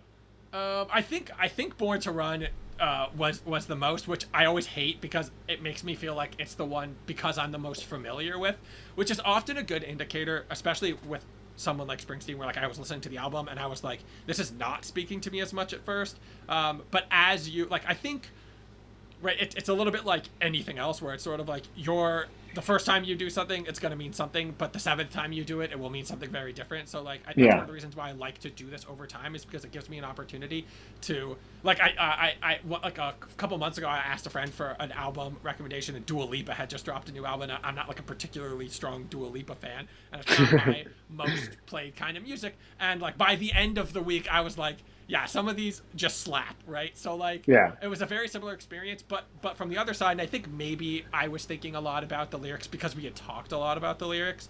But I found myself like going online and looking at some of the lyrics, and like trying to understand them better. The first track on it, which is Thunder Road, I Thunder really Road, liked. dude. Thunder Um, Road changed my life, that song. yeah. I think so. So Born to Run, but I think that's partially because how familiar I was with it before. Otherwise, Thunder Road. And I'll throw like Jungle What do you Land. think of Yeah, I was going to Yeah, ask about Jungle that. Land messed with my head so much because one of the things, for better or worse, that you see when you open up an album on Spotify is how many songs and how long it is. So Born to Run is 8 songs and 39 minutes, and Jungle Road is 9.5 minutes of that. And Yeah. so it is so which is the next longest song is Backstreet's at 6.5 minutes, which is By also the way, pretty long. Backstreets is also incredible. I Yeah, love which Backstreets is an amazing. I cried. I heard that song live. I went to a concert, my first Springsteen concert. I was a fan for probably 5 years. I went to my first concert, and he played Backstreets, and I was just sitting there crying. I was like, this is as beautiful as I ever thought it was going to be. It's incredible. yeah, and that like I I'd love to hear from you. Like Springsteen, I believe, um, and I think you might have mentioned this, is like some artists and like people who know music better than me will argue like a lot stronger about one or the other of these. I don't like die on the hill of this. We'll talk about artists that are better as live performers versus their recorded stuff.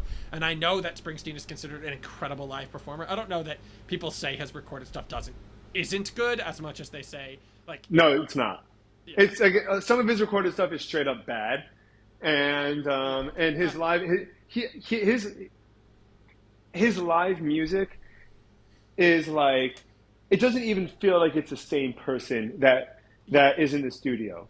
um, and for that reason, and I believe you said this also. Like people will say, like listen to like the song you want to, or the album you want to. Like find the live album or a live showing of the song, and even that recording will hit better on things like Springsteen. And there's also like again, I'm not by no stretch of the imagination expert in this stuff, but like people will talk a lot like sound mixers. They will mix the audio of the music and various instruments and the audio of the voice different if it's live versus if it's in a studio, and that will totally change a song, especially in the context of where some of my initial struggles with like getting into it were.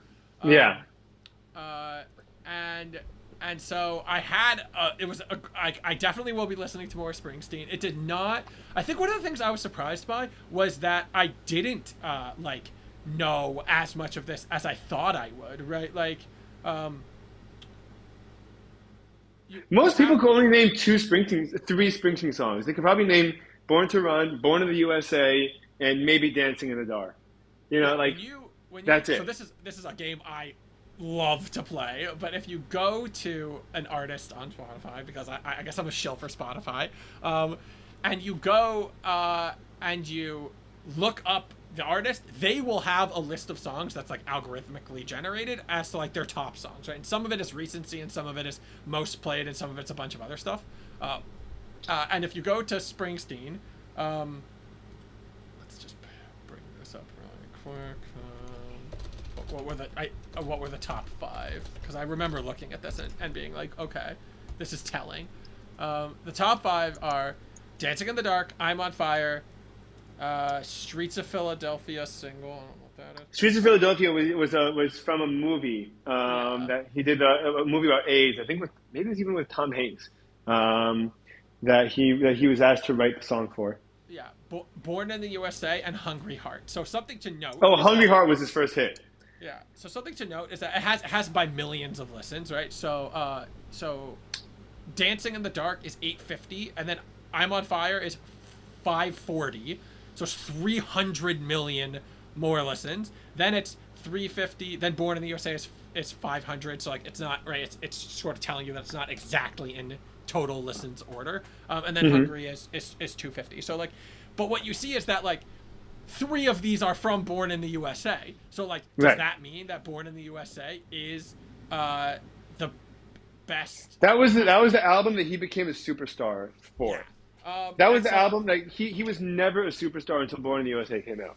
yeah, and to your point, the songs of his that I like, if you keep going down the list into the top 10, the Glory Days is, which is another song from Oh, that's a Born in great the one. USA, Yeah. are all on there. And if and what that likely means, and is the case in this case, is that if I had started with Born in the USA, I would have been like, oh, I remember this song, or I know this song, or this song was in this movie, or I've heard this song before, and all of these other feelings. And it was just like, in so many ways, again, I know Born to Run very well, but otherwise, like the album was not so familiar to me, and it just felt like a much more like pure experience. And I'm not trying to like shade Born in the USA, incredible album, but like, um, No, of course it's commercial. I mean, it's very yeah, commercial. And by the way, it's I mean just a tidbit or a fun fact about that is that he came out with two albums in a couple of years. One of them was called Nebraska. He came out with 1982, and Nebraska he wasn't sure at that point. He knew he wanted to do something different from the big band sound that he was famous for, and Nebraska was essentially taped on like a 6 track like demo tape, and like it was just him with an acoustic guitar, and like that way he brought in like maybe one guy for some soft like drums or whatever, and like that's it, right? Like nothing else. And he wrote like 25, 30 songs, maybe even more. Like he would write like an insane amount of songs. He would give away a lot of them if he didn't feel like it fit the picture of like the album. So like he wrote a song called Fire, which was very famous, or Because the Night, which Patti Smith sang. And that was like her main hit in her career. But so he wrote a lot of the Born in the USA songs, but the ones that he felt that he wants to be like more thoughtful about and a little bit more intentional about, he actually kept for Nebraska. And then he did that like in his own unique demo kind of way. And then 2 or 3 years later, when he was ready for like that big band sound again, he kind of brought those songs back and just reapplied like just a full band to the same songs that he was working on. So like he knew that he was commercializing it while he was doing it like that. yeah, and I think that that's the like when you pause an Amazon show, they have like all these fun facts, and it's like I love that. by far the best thing about it. And like I think it's integrated with IMDb now to some degree, or maybe that's always how it was done. And it's just like it adds so much depth to this thing, which like I'm not saying that's the right way to do it, or that it's not a potentially an issue to always do it that way. I do think there's issues with people who like try to make something more than what it was, or like not take it for its face value. I think there's a balance between those two things. But I felt so much like this album was like way more like taking it at face value and just listening to it. And after I could get out of my own way a little bit, like it was so good.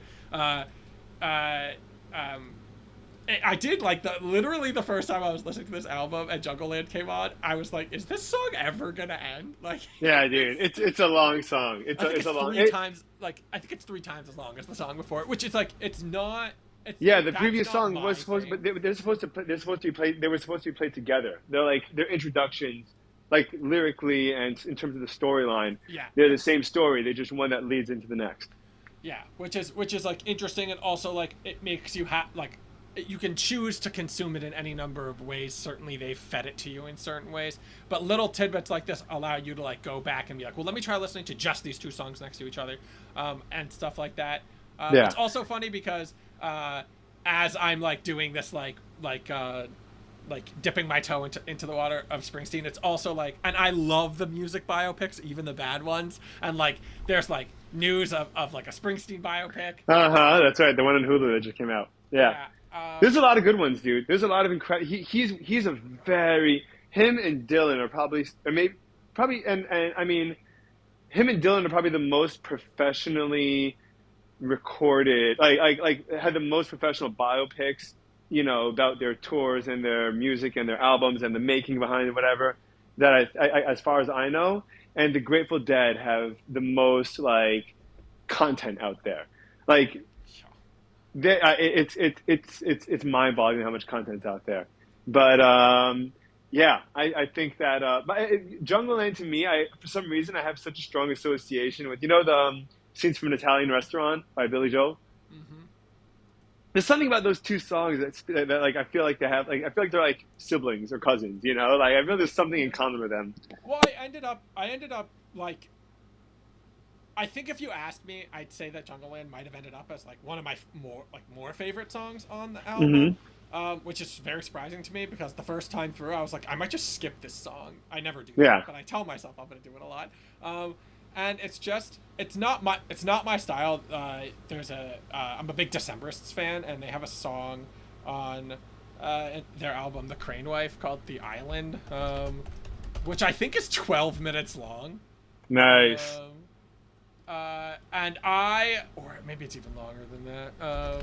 And I just like, if I like, I've considered, I've never done it, but I've considered going into like creating my own playlist, which is the exact album, but cutting that song. Oh, sorry. Wait, Sorry, I'm say sorry, it I again. lost you for 1 second. You said you've considered what? I've never actually done this, but I keep thinking about like, I'm gonna make an album on Spotify, or I'm gonna make a playlist. It's gonna be just this album, but I'm gonna cut this 15-minute, this 12-minute song from the middle of it because like, it is so disruptive to the rest of the album. It's not the first song, it's the second song. Right. So you listen to the first song, which is the most listened to song on the album, or one of the most, and then you get bogged down in this 12-minute. It's good music. It's just like I don't know, it just doesn't read as like a song that should be in the middle of an album to Yeah. me, and it totally wrecks the flow of the album for me because that's my thing. And I think ultimately the reason that Jungle Land didn't do that to me is because it was at the end, Hmm. and because I wasn't like about to play it on repeat. I was like, oh, okay, like this ends this album, and to some degree, like it ends the chapter of the Yes, album that was and the the point. story in it, right? Right. So like, so it really does work. But like I don't know if I had like if I was making a playlist, which is the thing I almost never do, sort of. I would. I don't think I could. Like, I just think it would be so weird to include it on because imagine that song. Imagine shuffling a playlist and randomly getting hit by Yeah, Jungle Land, yeah. right? With You got to have intention with with it. no context You got to to like choose that that. song.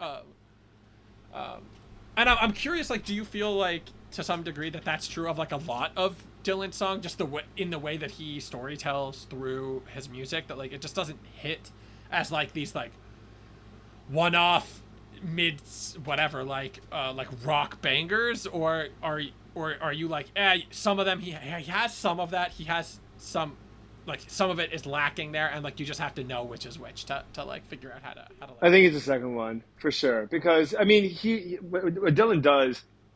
I mean, I went through this because I went through a pretty big Dylan phase a bunch of years ago. I never got super out of it, but I never got as into it either. But he has so many years where he'll play the same songs in such a phenomenal variety of ways.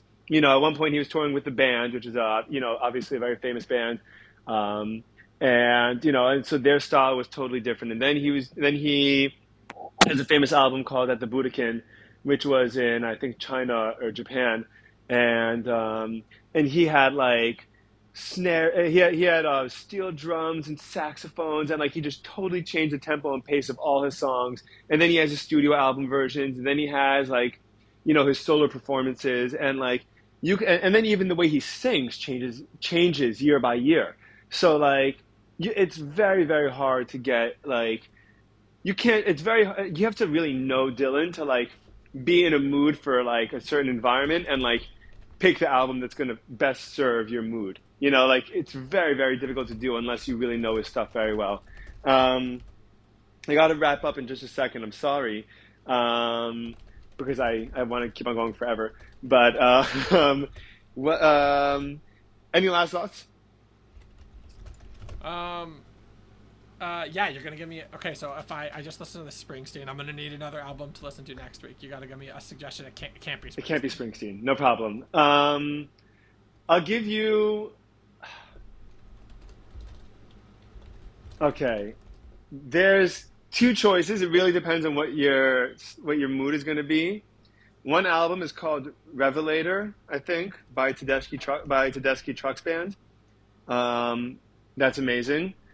Like almost every song in that album is a banger. Or there's an incredible album by Van Morrison called Moondance, which I'm sure you know the song Moondance, but that Van Morrison album Moondance came out in '70 or '72, and cover to cover, um, just one legendary song after the next, and I would say that either one, Tedeschi Trucks is kind of like a little bit of a it's a bigger band sound, nice horn section, slide guitar. Susan Tedeschi is the lead singer, so it's primarily a female led album. And then Van Morrison's album is a little bit more like spiritual rock almost is like what you'd call it, but incredible, incredible music and incredible lyrics. So I'd say one of those two. Awesome. Yeah. No. Thank you. I'll probably choose the Trucks Band, the Tedeschi Trucks Band, because I'm totally unfamiliar with this. Oh, And you know what? I'm sorry. I'm sorry. uh, Wait, can I give you a live album? You don't have to listen every single day of the week, but you should listen to it through, yeah, please. yeah. Give it to me. Okay, it's called Layla Revisited. Also Tedeschi Trucks Band. Layla was is an Eric Clapton song, and there's a song called Layla, I think, and other assorted songs. That's an album. It was a live album, and Tedeschi Trucks did a concert where they played that exact album cover to cover, Oh, that's and cool. they just did it their way. And Trey Anastasio from Fish plays with them, and that album cover to cover might be some of the best music I've ever heard in my life. Like played as like musically, it just absolutely like I think like you probably won't listen to it 7 days a week because I think it's like 2 hours or 2.5 hours, but listen to it through once. And then obviously however much you want to do it, but that's a performance, it's a concert, but I think that it's like one of those like must listen tos that like if you want like to be exposed to cool incredible music, like this is it. Awesome. Awesome. I appreciate the suggestions. Yeah, I keep a backlog list, so I'll write I'm them gonna all send you. down. I'll send you the link to all three, and you get whenever you want. But Perfect. yeah, it's a lot. Layla, that album. I mean, just listen to once, and I'll be happy. I mean, that one's incredible, No, for sure, for sure. I appreciate it. Also, thank you so much for having me on. dude. I love it, Great man. time as It's a lot of always. fun, man. Yeah. Okay, we'll do it again soon then. All right. Yeah, I hope so. All right, dude. Thanks so much for doing this, man. I'll talk to you later then. Have a great day. All right. Yeah. Bye, everyone. Talk soon. Bye.